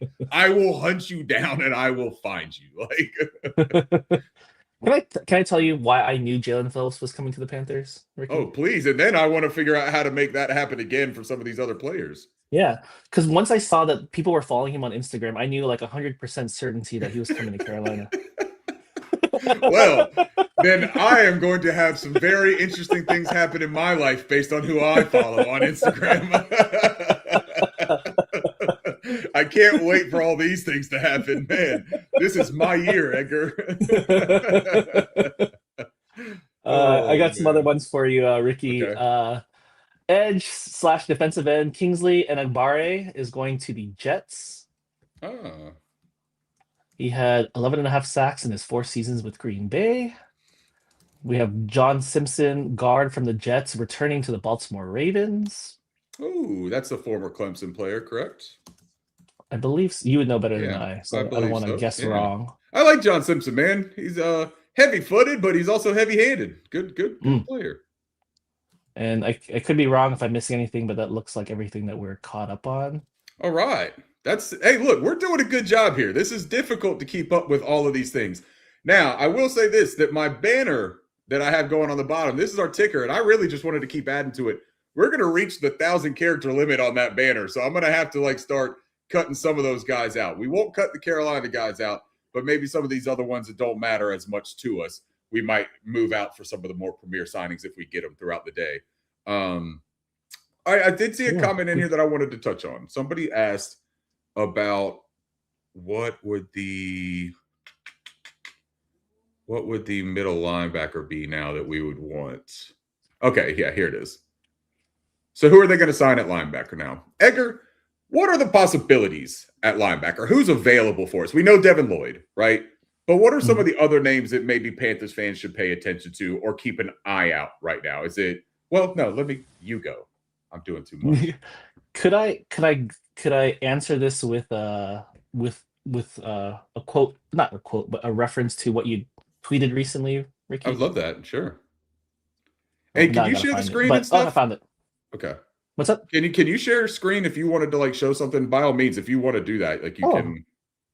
I don't know maybe if I you could. can do that. I'll try that a little bit later. But in Okay. short, these are the names that Ricky put out, and I could react or I could share. But he put someone asked him, someone not asked him, but asked Panthers Twitter in general said, "Hey Panthers fans, Brad Bolt, just want your ranking of available linebackers you like. Leo Chenal, Devin Lloyd, Quay Walker, Tremaine Edmonds. So these are Mm-hmm. four very popular names that have been linked to the Panthers, not necessarily by insiders, but fans alike, right? Ricky Raines, Mark 7. Super simple for me personally. Devin Lloyd, a big gap. Leo Chenal, Tremaine Edmonds, Quay Walker. Is that how you do my voice when you read my tweets? Like if you see my tweets, you're just like, oh, super simple for me. Sorry, that's I definitely like it. my voice. I like it. No, it sounded so much nicer than me. I really like it. If I could just have you read all the things that happen in my head, man, that'd be great. I'm in agreement in terms of I like Devin Lloyd and I like him significantly more than anybody else. But let's Mm, just say they missed, or let's just say his number goes up. Again, I tweeted that I don't think I think the only thing really stopping the Panthers, as you can see with the Jalen Phillips contract, is really themselves and potentially, like we saw last year, other teams who have boatloads of cap space. But I think yeah. they're willing to go above and beyond what people think is going to happen Mm-hmm. within the framework of their salary cap, right? And so Devin Lloyd, I think, is the only one that I know or that I personally know in terms of these free agents that I would be willing to push the chips all the way in on, right? The next level, we're talking about people that they have some utility. They're definitely upgrades from what we had last year, so we can't like poo-poo a Leo Chenal, a Tremaine Edmonds, and a Quay Walker because in essence they all offer something that we didn't have last year, that the Panthers didn't have last year. So I like Leo Chenal. Same thing. He hasn't been hasn't had the volume of snaps that other linebackers have Right. had. Tremaine Edmonds has an interesting background in the sense that he was with Buffalo. He was drafted by Buffalo, and then a month, maybe a couple of weeks later, Dan Morgan was hired for the front office at Buffalo. So I don't know if he was in cahoots with Buffalo before they drafted him, and then they Right. brought Dan Morgan on. But he was definitely in the building in the front office his rookie year, and has seen him for more than just film. And then Quay Walker, linebacker out of Green Bay. Uh, I know that because he's from Green Bay and fans from Green Bay aren't. I think Curtis also said he was out on Quay Walker, but Yeah. there's some folks that are not the biggest fans about him. And so if you go a next level, again, this is where I'm sitting, and you could say if you feel differently, Ricky. I think they're upgrades to what we had to the Panthers had last year, but I'm not like, I think Leo Chenal, I think I would be really excited about, but Tremaine Edmonds, Quay Walker, I like Demario Davis, but again, he left already. But those were the ones that I was kind of eyeing. How about this? Before you get into it, Ricky, I have a question Yeah. for you because you may have seen more than I do. Caden Ellis, is he more of a linebacker or is he more of an edge? He's kind of like a rover. They play him all around. But Okay. I think that what he does is he offers a lot of the blitzing potential that you're looking at, Okay. right? When you talk about Leo Chenal, Caden Ellis is definitely more of a pressure player. The age is definitely a little bit outside of the scope of what you would think Carolina would prioritize or prefer. I think that he's an interesting player, but again, I think that he's more of one of those role players. Like you're going to want somebody else to be the communicator. You're going to want somebody else to wear that green dot. Like that's not Caden Ellis. Caden Ellis is going to give you some things, but not everything you need. And I think that they need a Swiss Army knife in the middle of that linebacker, that second level right now. They need someone that's going to be able to handle all the responsibilities they're tasked with. Before I give my opinion on that too, and the other guy that I wanted to mention was Devin Bush. Devin Bush is a name that you don't see brought up a lot, but had a pretty productive season in Cleveland. Yep. Statistics aren't everything. I think that fans have learned that lesson a little bit with Christian Roseboom. And Christian Roseboom wasn't like some god awful player for the Carolina Panthers either. Like let's don't make it that way. He just had limitations and he had things that were never going to allow him to be this dominant player, but they didn't intend on him being that. They, I think, wanted him to be depth, right? And then Josie Jewell had the retirement decision. Trevin Wallace dealt with some injuries. Maybe the development didn't go as linear as they had hoped with the trajectory for Trevin. But he's still part of this team too. And they're still going to figure out what they have with him. I don't think that means he's guaranteed a starting role, but they're not just going to like toss him to the curb just because they've got some other options. I wanted to ask you though, Neville Gallimore signed somewhere. Do you remember where Neville Gallimore signed? I'm trying to update this ticker and I can't remember now. Well, before you get there, and I'll look it up while we're doing this, there is some linebacker news as we're talking about it. Alex Anzalone is going to Tampa Bay. Okay. It's the Bears for Gallimore. Bears for Gallimore. And I did want to update people because we are talking about linebackers. Is that I'm trying to find the numbers here. Oh, where did Anzalone go? He's going to the Tampa Bay Buccaneers. Mike Garofalo. The Buccaneers have agreed to terms with linebacker Alex Anzalone on a 2-year, $17 million deal. That's a pretty good value there. Yeah. But I did also want to mention there's something I maybe when I get a chance I'll figure out how to do this present thing. But this is I'm assuming from the Panthers on Tap account from Curtis. He retweeted something from the 33rd team. Okay. He said Jalen Phillips generated pressure on 18.8% of his pass rush snaps in 2025.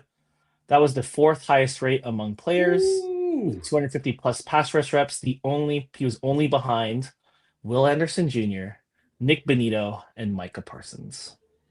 I love it. And people are going to try to tell me, but he got hurt. I don't care. Did you hear what he did? Oh, man. Jalen Phillips is a Panther. I cannot wait. This is incredible stuff. Now, Joko says, Rick, what do you feel about Tua to the Falcons? Tua hasn't like reached a deal, right? They just said there's strong interest between the Falcons and Tua. Yeah, that's all I've seen so far. I haven't seen any official. My thought on that is I love it. I hope that the Falcons continue to bring in underwhelming left-handed quarterbacks. I think that they should build their entire team with underwhelming left-handed quarterbacks. That would make me, as a Panthers fan, happier than anything that could happen other than Jalen Phillips signing here again. So yeah, Tua, Ricky, please. Yeah. We got a couple of comments you got to see in the chat because this would affect what we present on the show. Okay. You want to take a second to look at it? Where's the comments? It's from Katie and Will McLean. Robert Rochelle coming back to the Carolina Panthers. Will McLean also helping out. Appreciate that. Robert Rochelle is back. You see what he asked me or what he prompted me. He's not even asking anymore. The fans are running the show, and I do what the fans say. So, Robert Rochelle, welcome back to Carolina.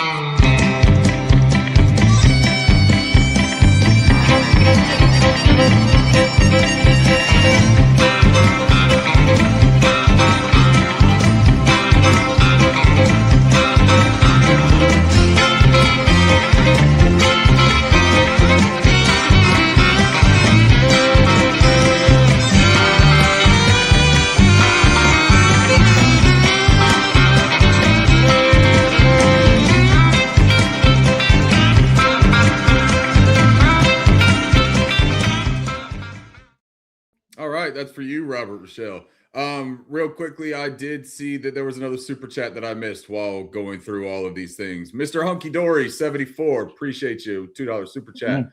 Leo Chenal from KC is not bad. We could afford. I agree, and I think that Leo Chenal makes a lot of sense as a target. I mean, Edgar, you were talking about it earlier, but we literally heard Dave Canales talk about how creating pressure is going to be a point of emphasis for this Carolina Panthers team going forward, and how it did not mean that was strictly from the edge position or from the defensive line position.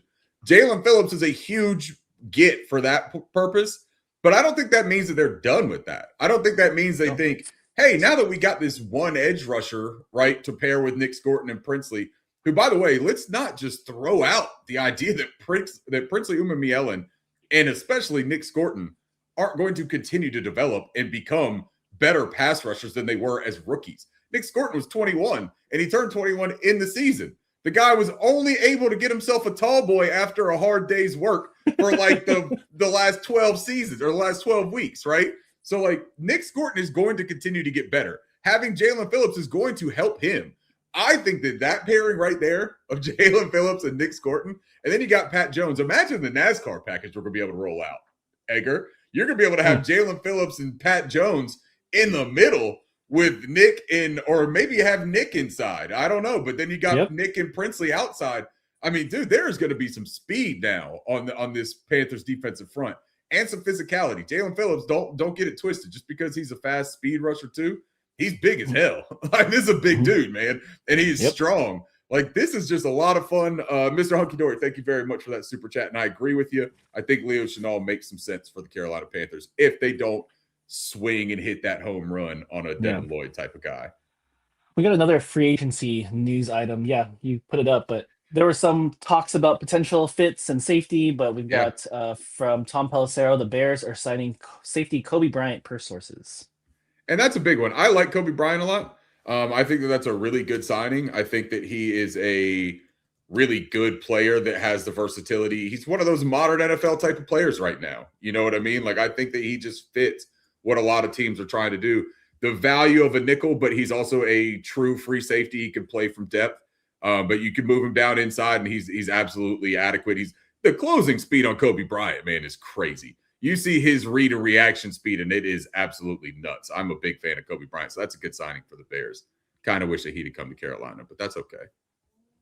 I put just for reference's sake, I put a little. I don't know if you can see it in the drawer, Ricky, but I put a little screenshot of what Panthers on Tap retweeted, but it's the pass rush win rate. Let me move this banner off of the way for. What is it? This is the Breaking the Panthers. Has that got the win rate on it? Above his picture. That's my fault. Oh no, it's my fault because I've got the screenshot. I can't get it. That's all right. I'll figure it out. We're gonna get there eventually. This is live TV. Yeah. Sometimes it just doesn't work the way it should. We got some numbers for Kobe Bryant, Ricky. We got 3 years. 3 years, $40 million from Jordan Schultz. That's a pretty nice deal right there. I mean, 3 years, $40 million, you said? 3 years, $40 million. What do you think about that? Good value? I haven't really looked at safety numbers. One thing that's interesting is that they've already spent big money on Trayvon Merrick. I know he's not like a true safety in the sense that he's not playing, like he's moved around a lot. Like you said, he could be used for pressure. He could be used in different avenues. And so, like, I don't know, money wise, they gave him close to 17 mil in terms of average value. And so, it seems like a good value because it's not 17 million, but then I don't know how much the Panthers can afford anything, but do they want to invest double big money in two safeties? Maybe, though. They did it with the guards, right? They did it with Rob Hunt and Damian Lewis. They threw some big money at them. That's the trenches, Ricky. The trenches are important. That's what the games are won. So maybe Tyler Linderbaum is still on the board. That's what you're telling me. He hasn't signed yet. He hasn't signed yet. We haven't heard about Tyler Linderbaum. We haven't heard about Devin Lloyd. Those are the two biggest names I think that are still kind of sitting out there. I'm surprised a little bit that the Devin Lloyd front has been as quiet as it is, to be honest. I thought that he would be one of those guys that would obviously have already had some conversations with his agent about teams that would be open and that have reached out and stuff. Because I mean, teams have been in contact with the agent, right? You know, like they've been in contact with the agent, hell, Yeah. longer than people think. Some of these conversations have been going on for quite some time. And so I think that it's really interesting that we haven't heard anything about that. And I wouldn't take that as meaning that the Panthers are out of it yet either, though. I still think that they're very much in the running for a big time middle linebacker. Yeah, absolutely. From Talon. Saints giving the Vikings punter 4 years, $14 million, $8 million guaranteed. Play the video for them too. Yeah. Hey, Talon, look, if I felt like I could play the video for anything un-Panther related, that would be it. But you know what? That is hilarious. What was it? Was it Eddie Pinheiro that signed like a 4-year deal or something too? That was for a pretty good amount of money. Man, what are your teams doing? Like, what are you doing signing these guys? It's insane. Wasn't this the Vikings punter? That's just nuts, man. Commanders signing cornerback Amik Robertson. Is that correct? Via Tom Pelissero, Panther Pickle here, dropping a little bit of knowledge for us. Commanders signing quarterback Amik Robertson to 2 years, $16 million. You got a super chat that's going to bring a smile to your face, Ricky. Let's see it. Fuck the Aints. I should have said earmuffs. Sorry, everybody. I just got all excited. Phillips and Scorton are going to have 30 sacks. Cheers, man. I typically would have a sip of beer right now, but since it's coffee time in the afternoon, I got to do this. Cheers. It's still a cold brew. It's still a cold brew, Ricky.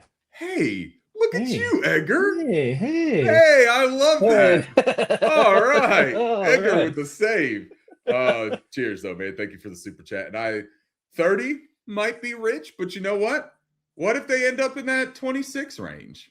You know, I think it's possible, man. To all of the baby ears and earmuffs. Fuck the Aints. Thank you for the super chat, man. Appreciate you.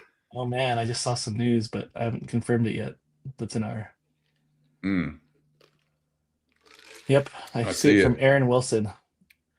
Cade Mays to Lions, 3 years, $25 million, 14 million fully guaranteed per league sources. That's Aaron Wilson.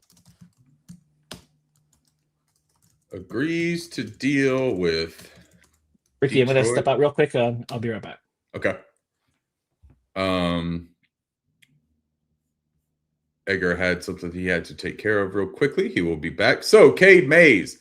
This is one of the big conversation parts that we had, right? What do you do at center if Cade Mays gets the bag? Now, Edgar was just giving me the contract, and I missed it while he was saying it too because I was typing. Let's see what the contract is. Let me look it up and find. It's not – look, Cade Mays going isn't terrific for the Carolina Panthers because he was a very adequate center. He did the job that he was asked to do. He stayed relatively healthy for the most part for the Panthers. But this isn't a player that I don't think that you can replace is a bad word, right? Replace just sounds kind of nasty. It's not a player that you can't replace. It's not a player that you can't find similar production, similar value. 3 years, 25 mil. All right, so 3 years, 25 mil we have here. That's just over 8 mil a year. I think that that's just on the outside of what Carolina wanted to pay him. I think that 6 or 7 million was a comfort zone for them. 8 million, I believe, puts him in the top 7 or 8 paid centers in the NFL. I don't know how you can watch Cade Mays. And this is not, again, I'm not trying to like crap on the player of Cade Mays, but I don't know how you watch him play and say that's a top 8 guy at his position in the NFL. There are 32 starting centers in the NFL. You're telling me that he's in the top quarter of the NFL in his play? I don't know that I see it. And I don't know that that means he can't get there and that maybe that contract will look better as it goes on. But I do know that Connor Lew or Sam Heck or Logan Jones or any of those guys we discussed earlier as rookies, I know them getting paid less than $2 million a year absolutely will look good if they come in and be the player that I think they can eventually be. Welcome back, Edgar. Thank you. I was listening to you, so I heard everything you said. Yes. Okay. So 3 years, 25 million. What do you think about that deal? I mean, we talked about it at the beginning, so it's not a surprise to us because we talked about being comfortable in the 6-7 million range. So this is clear. This is a little bit over 8 mil. And then again, contract structures, whatever, we don't know what this looks like. It looks like 14 million guaranteed for 3 years. So, in terms of cap space, we're looking at roughly 5 million. Yeah. I mean, like you said, like we're talking about a player that, I think we are all, for lack of a better word, lusting for Cade Mays because this market is already super dried up. Some people say like, man, we could have gone to 8 mil, we could have gone to 9 mil. If we matched this, I think he'd want to come back to Carolina instead of going to Detroit. So for me, the biggest hang up is not necessarily, man, we lost Cade Mays, is like what's gonna happen next. So if it's a Ricky started off the show, if you're just joining us, with some options in the draft. We talked about Logan Jones, talked about Connor Liu. I forgot if you talked about Jake Slaughter, Matt Glubin. And even if you want to go fancy, we can go Spencer Fano. He was working out at center at the combine, so we can go. Let's get silly. Let's get crazy. So that would be sick. I just don't know if you could do it at 19, right? But it would be sick. He's a baller, right? I mean, these are just I'm just throwing out options in terms of like where they could go in terms of center, because we might have to go with a lesser tier center in free agency. Maybe the Panthers really love Nick Samak. We don't know, and so this is just a couple of things that domino effect, because there's no other big name. I mean, there is one big name center that's still out there, Ricky, and so maybe we wouldn't be so sad about Cade Mays if we go that route. I wouldn't be sad at all. I'm not necessarily sad right now. Like, look, and that's what I was trying to say, though. It's no disrespect to Cade Mays, man, but like that just doesn't make me feel like we're in trouble. Like I just think that the center position is one. I mean, dude, Austin Corbett beat Cade Mays out in a position battle in the spring, or at least that's what they say, right? That he beat him out. And Austin Corbett wasn't outstanding, man, when he was playing. So I just don't think that we were watching these two titans fight for the starting center spot for the Carolina Panthers. I think they benefited very much from Damian Lewis being a stalwart on the left side. I think that having an all-pro type of player next to you on the offensive line, a group that needs continuity and a group that needs cohesiveness, communication, and relying on the guy next to you in the trenches, I think that that's a huge get, man. So I think that whoever comes in and plays center, if you get a healthy Robert Hunt and you have Damian Lewis playing at the level that Damian Lewis is playing at, who I think, by the way, has earned an extension, which can also open up some of that stuff that you're talking about with the cap space in the room that they can create more money. Give him the extension. Give him, a high guarantee. Give him some money. Get him a payday. He's only, 28 years old or something like that, I think. I think that he still has plenty of good football left in him, and I'd like to lock him up, especially if we're talking about potentially bringing in a new left tackle.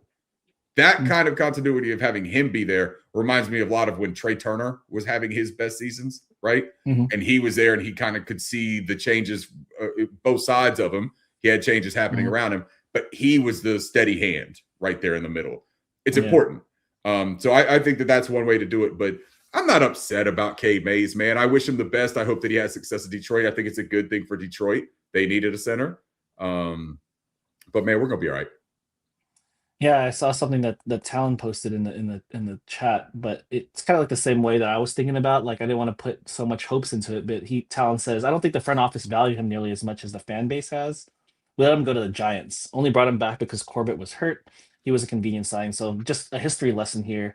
Cade Mays was actually cut from the Panthers and then was signed on to the Giants practice squad. So he didn't even make the Giants team. He was still on their practice squad, which allowed the Panthers to bring him back when they had injuries and they needed somebody to sign Cade Mays. Yep. So that's number one. And then number two, as we just mentioned, in training camp, there was a position battle at center.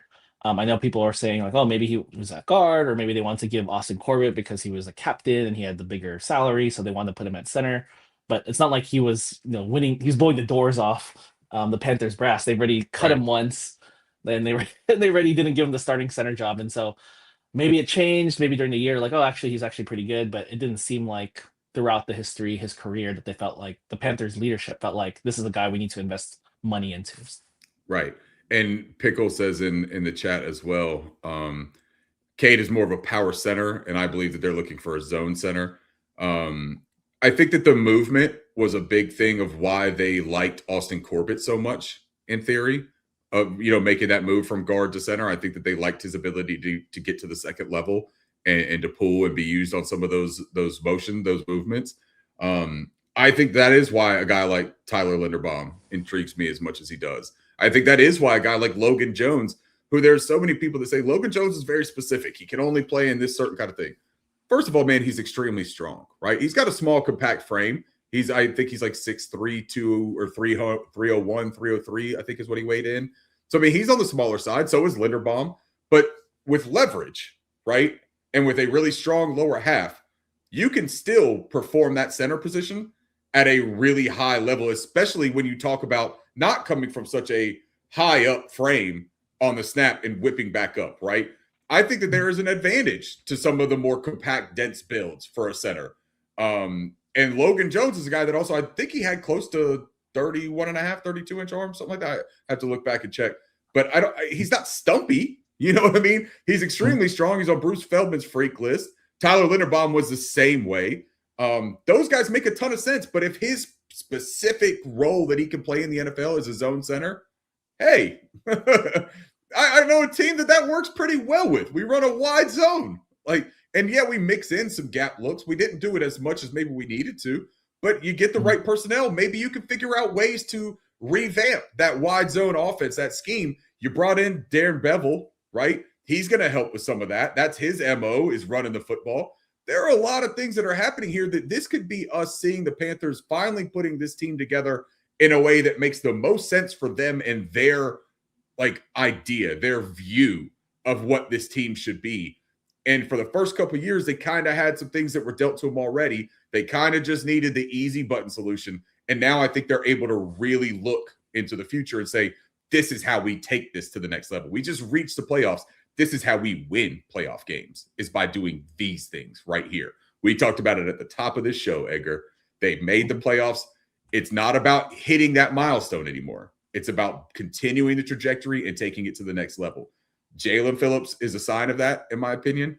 I think not paying Cade Mays in some sort of a panic move because you don't want to lose your center, I think is also a sign of that. I think that they are confident in how they're building this team right now. 3,300 people, 3,300 people watching this stream right now.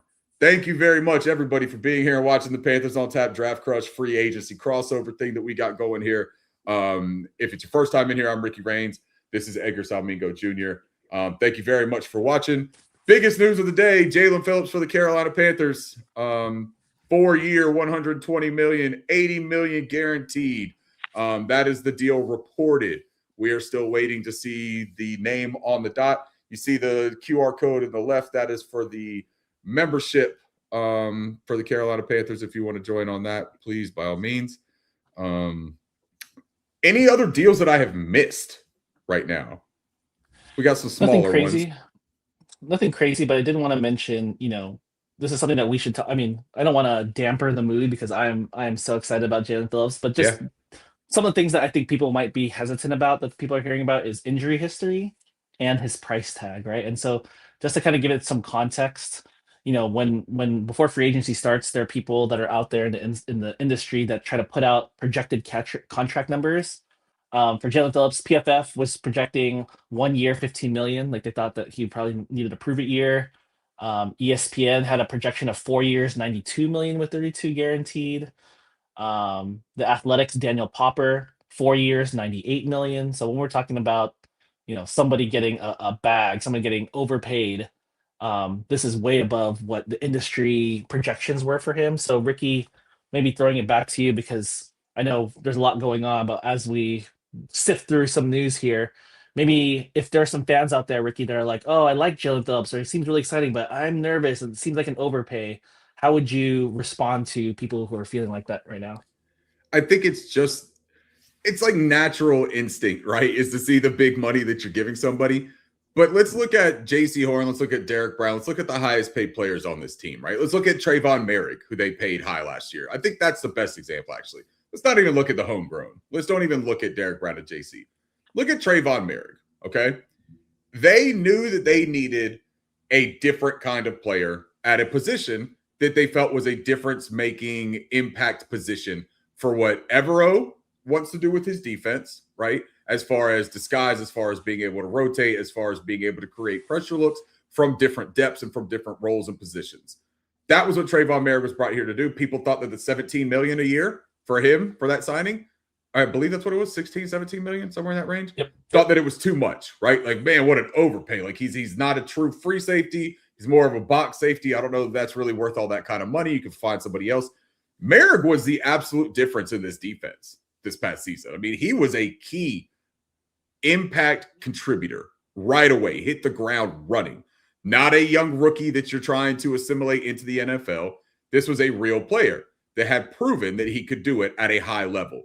What you're getting with Jalen Phillips is that same type of idea, in my opinion. The difference is the edge position in the NFL is a premier position. So the price tag that comes with a premier position is a premier price tag. I said it yesterday. I said I am a proponent of if premium players hit the open market, because they don't do it often. You do not see top tier players hit the open market often. If they do, I think you pay for that. If it's a position that you believe is a big position for your team and that is lacking that kind of talent, that kind of player. Jalen Phillips is a perfect example of that for me, because if you go and you draft at 19, you do it. And one of my favorite things people used to always joke about, they're like, yeah, but if you trade that number or that first round draft pick, you know, maybe you could draft the next Brian Burns. Instead of having Brian Burns, maybe you could draft the next Brian Burns, right? And that's how I kind of feel about it. Would you trade pick 19 for Jalen Phillips? I would, right? And then you got to sign him, though, because he's a proven NFL player that has NFL statistics and production under his belt, man. That's just part of the game. I don't care about it as much. I'm a fan. I'm not the front office. I'm not David Tepper. I don't have to be cap compliant. I think my ideal strategy for the Panthers, sign every single big name free agent you can get and figure out the money part. I don't care, man. It's not my money.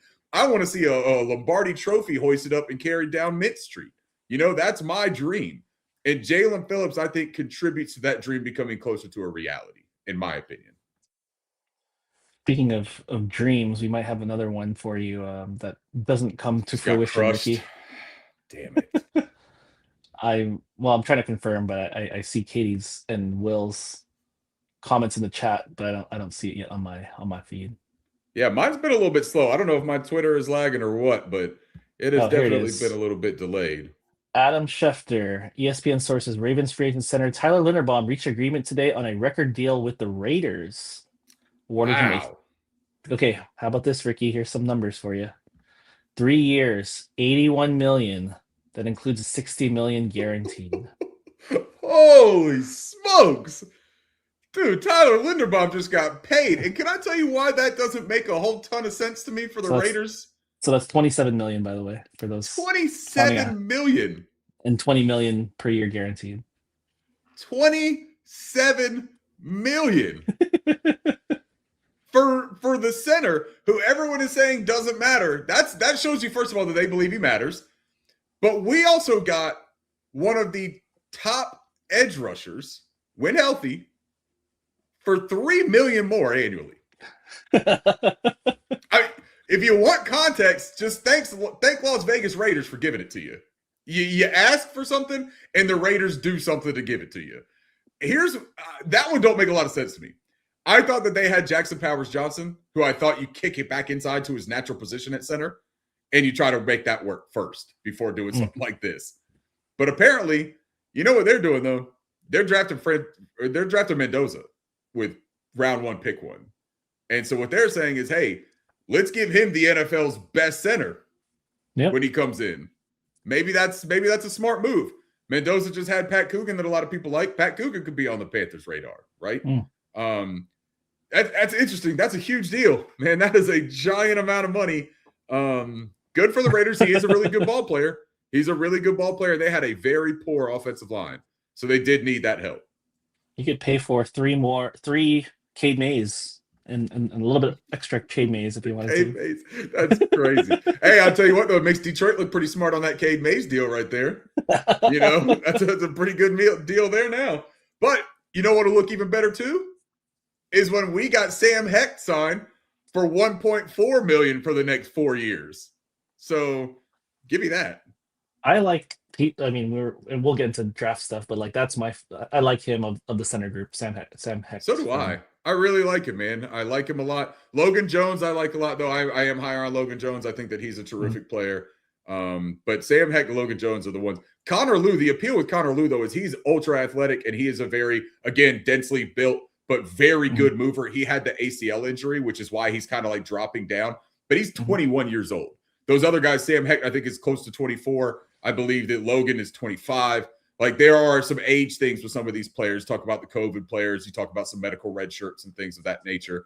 Where Connor Lew is 21 years old from the SEC and has really outstanding tape at his, beholding to show off to everybody else. Can I pivot somewhere, Ricky? Please, yes. So I can't present it, but I don't know if you see there's a image called Centers. So I have a question for you. Give me 1 second. I'll do it. So wait, what was this deal? 3-year, 81. Okay. 81. $81 million. My word. What a Monday for Tyler Linderbaum. I mean, that's just insane, man. All right, let's go Centers. So I know it's cut off a little bit and we're working our best, but I was trying to look at, who's available in free agency. And so we've got a list here. Obviously, there's no Pro Bowlers or All Pros that are on here, but we could, scratch off Linderbaum. We could scratch off Cade Mays. But is there a target here, not to put you on the spot, Ricky, but just for fun, for kicks and giggles, is there a center that you'd love to see the Panthers add to their roster now that they've missed out on Cade Mays and Tyler Linderbaum? As far as like a veteran? Any free agent, anybody in free agency, or even if they're not on the list, anybody. Oh yeah, free agency. Yeah, that's what I meant. Not veteran. I'm an idiot. You're good. We can go drafts, but in terms of free agency, anybody you like? Not really, to be completely honest. Like, there's just not. There's just not a lot that really like changes my feelings on it. I'd like to know what they think about the kid that they got here in house. That Nick Samick. How do you say the last name?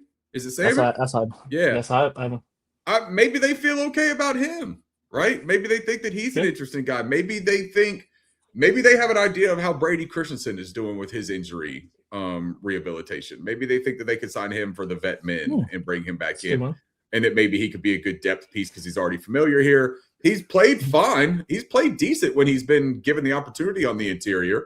And then maybe they say, hey, look, the rookie route is the route that we want to go. We'll just bring in a familiar face, or at least have Samick here who understands everything, and let him compete. There's just not anyone really on there. I mean, Ethan Pocic for Cleveland. I think is it Pocic or is it Posick? I don't really know exactly how you pronounce it. Glasgow for Detroit is, I guess, appealing. No one really moves my needle there. How about you? How about a name that's come up in the chat, and I've seen it here on Twitter as well? What do you think about Jackson Powers Johnson as a trade? I'd love it. I would love it. I was a big Jackson Powers Johnson fan in the draft. I was a fan at the trade deadline last year that I thought that they should have tried to move something. Hey, maybe signing Tyler Linderbaum is exactly what some of us Powers Johnson truthers needed to get him out of Las Vegas. I think that he is a good center. I think he's a very young guy. You talk about age, he's going to be younger than Hecht and Logan Jones if you trade for him or bring him in right now. Jackson Powers Johnson was 21 when he came in, I think that's a tremendous idea.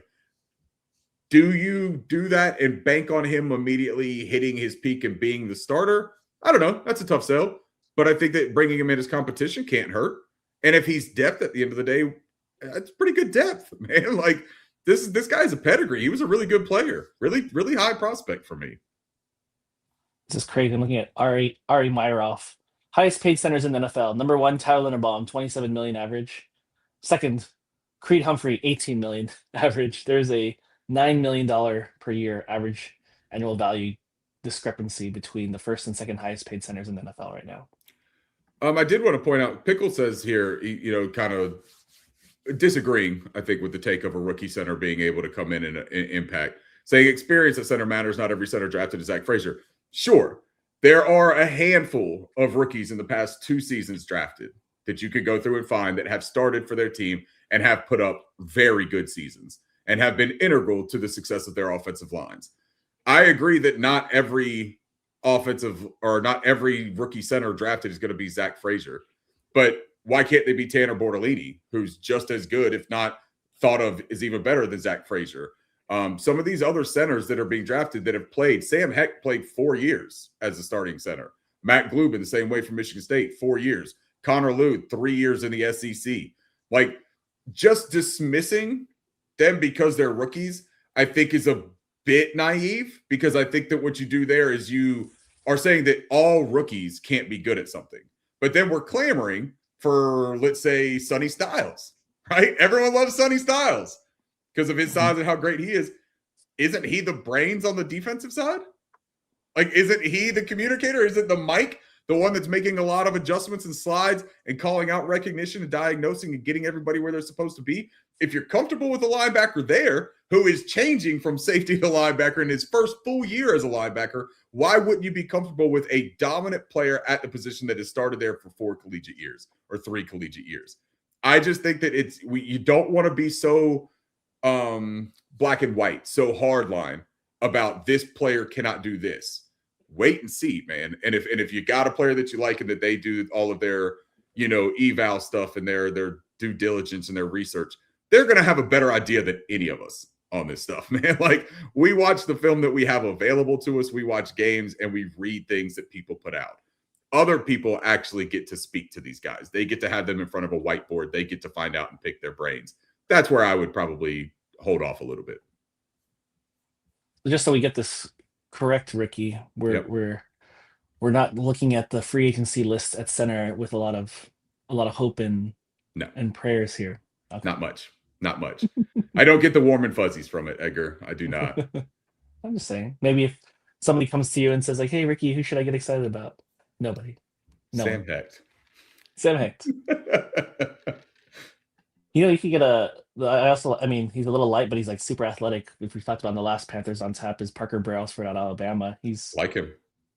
He's also an Alabamian, a Crimson Tide, as that's right. Bryce Young is. That's right. And he's a guy that has some injury history as well. That's going to probably hurt his stock a little bit and cause him, if he were healthy, right? If he was coming off and just had years of healthy tape back to back, everything looking good, right? I think you're looking at a late day 2, early day 3 type of player in Parker Brailsford, just because of his abilities. But also he's a little bit undersized, like you said, so it's going to take us a particular kind of fit that a team is comfortable with. But yeah, it's interesting. Here's a funny tweet for Panther fans only. The Carolina Panthers had a total of 82 quarterback hurries last season. Jalen Phillips had 60 on his own. Our good friend Taco Tweets, very smart guy, very X's and O's affluent type of Panthers fan, posted and said there was no better fit in this free agent class at edge than Jalen Phillip for Zero Evero's scheme.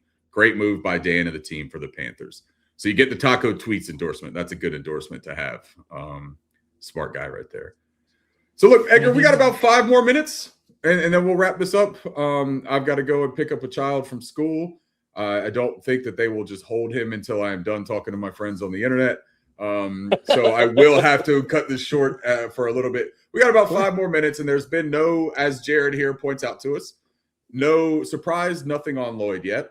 I am too, Jared, and that's what we were just discussing, is that it's interesting that that's been quiet on that front. What are we looking for, Edgar, as we wrap this up? What position and what players are you still keeping an eye on for the Carolina Panthers for the remainder of today? I think the biggest circle is going to be Devin Lloyd to see where he falls. There's still some good secondary options if that domino doesn't fall, but at center when Cade Mays and Tyler Linderbaum fell, there was nothing else. So if it's not Devin Lloyd, I'd love to see which other options there are. That's that's the big one. If you want to get spicy, I'd love to see again left tackle, which I'd love to see them go left tackle today. And if we, I know I've been saying it. I saw a tweet from John Ellis this morning. The Panthers are not set at wide receiver. I mean, they're promising and they're ascending. Love to see if they decide to go somewhere in wide receiver, or if not, I'm fine with the draft. But it'd be interesting if they want to get spicy and get some weapons, because It's not like we made the playoff. The Panthers made the playoffs, and it's like, oh, we were this unstoppable machine. Like they could use some, not necessarily upgrades, but they could use some more depth, some more firepower in the offensive room as well. Well, they talked about Jawan Taylor keeps coming up, or Jawan Jennings keeps coming Jawan up. Jennings. San Francisco. Obviously, there's a history with Carolina players here. Maybe, hey, no pun intended. I think that would be a nuts move to have happen. Talk about a low blow to the ego, right? Yeah, I don't know, man. See the last comment, Ricky? The Saints are signing Travis Etienne. So we've got a division rival and a family member of a current Panthers player that's making news today. That's a big signing for them because Alvin Kamara definitely is starting to trend downwards and don't even know if he's going to continue playing. I think that he's making a decision on that. He said if he's not a Saint, he's not going to play anymore, I think was the phrasing that he said. So if they don't want to bring him back, then that's an interesting move. Talon also says, damn it, my Super Bowl recruiting talk with Tyler Algier didn't work. He's going to Arizona. So a little bit of a swing and a miss. Good try, though. I do appreciate it. I appreciate the effort, Talon. Really good stuff. But hey, at least Tyler Algier is no longer going to be in Atlanta because that was a difficult fellow to bring down. So I like that that's no longer the case. Travis Etienne, though, to the Saints is a interesting one. I do think that is something to keep an eye on because that's a good player, man. That's a dynamic player. It'll be interesting to see what he gets. Rico Dowdle's still out there floating around. We talked about that. We talked about how some of these moves might paint a clearer picture for him of where he fits and what his value is in the NFL as well. Look at Keaton here per K-Bola Scoops. I like it. Yeah, so I'm with you. I'm still looking at middle linebacker, man. All my attention is focused on middle linebacker right now for the Carolina Panthers. I still think that is the position that I'm looking at. Safety, nickel, I think is a place where they could still look at free agency. We talked about Nick Cross a little bit. We talked about Kobe Bryant at the top. Kobe Bryant no longer on the board, open for business. See what they do with that. That's also a place where the draft plays a really big role. Here's Katie saying JPJ is apparently being moved to guard for the Raiders. JPJ had been moved to guard. He'd already been playing there. Jeremy Fowler just tweeted, Raiders plan to play Jackson Powers Johnson at guard. They don't plan to trade him. Yeah, it's interesting because I thought he struggled a little bit at guard. I thought he didn't look super duper comfortable there. They benched him at one point during a Chiefs game when he was playing guard.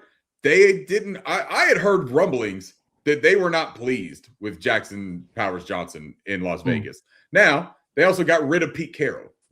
So how much does that play into this new regime that comes in and says, hey, look, I like him, right? I think we can make this work, get a new offensive line coach in there. You shore him up with Tyler Linderbaum. Maybe that works. You know what I mean? Like, I'm not saying that it won't. I think that Jackson Powers Johnson's a supremely talented player, so I would definitely give it the chance. I want to trade for him. So, of course, I would give it a chance if it was on my team, right? Wan'Dale Robinson to the Titans before we go here. Is that the last one? Will McLean. Will has been pretty spot on so far during this thing. I see it from Ian, and I see it from Tom Pelissero. Wan'Dale Robinson signing with the Titans. Jeremy Fowler says, Panthers wanted a top rusher and circling on Jalen Phillips and Odafe Owe could still add a top linebacker and or slot corner. So literally what we were just talking about. That's still the place where he's going to keep going and looking at it. Damian Parson for a Bleacher Report says Panthers getting their edge rusher opposite Scorton makes sense. Linebacker or tight end at 19. He does with the eye emoji. So that shows you where national media is kind of, focusing their attention now at this point. Well, Edgar, I hate to do this. It's 2 o'clock. Ricky?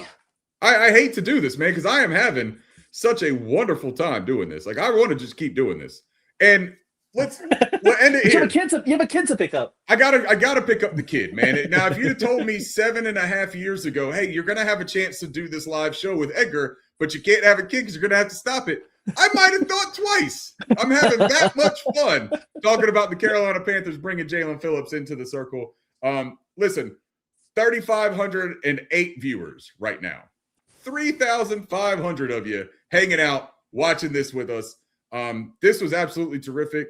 I appreciate everyone for being here. Appreciate all the super chats, all of the comments, the conversation in the chat. you guys helping us keep track of the contracts and everything. You see the gigantic ticker down there running. I don't know how we did this. I don't know how we even managed to make this happen. But we did. We signed to Caleb Evans, a Black Panther brings up. We did. And we played the video for him. We played the video for Robert Rochelle. We played the video twice for Jalen Phillips. We did it all. I'm going to lose my voice before I go pick up this kid. Like, this has been a ton of fun. Thank you to everyone that was here. Edgar, thank you to you, man. I appreciate you finding the time in the morning time over there in the beautiful left coast to come on and spend some time talking with me, man. I enjoy you. I enjoy you and I getting to do this, and I enjoy your insight and perspective. So thank you very much, man. Thank you. Appreciate you too. Appreciate all the people who are watching and joining with us, all the people who are commenting on the chat. Again, we're looking at everything, and so we are very grateful that we're very sad we have to depart. I'll definitely tune in for Pants on Tap of whatever is next. I'll keep looking. I'll keep tweeting. So people that are looking for a place to find news, Ricky and I will still be online, and then we'll probably have something for Panthers on Tap or Draft Crush coming up. But yeah, we're very thankful. And I'm gonna keep an eye on the rest of the day and see how my evening starts to shape up. If we're able to throw out another one of these things, whether it's just me, whether it's Edgar and I, whether it's me and Curtis, whether it's me and Bryce, who knows? It might just be Max. I might go pick my kid up and just let him run the stream tonight. We'll figure it out. We'll keep everybody in tune with that and give you all the information that we can. Thank you guys for being here. And until we see you next time, keep pounding.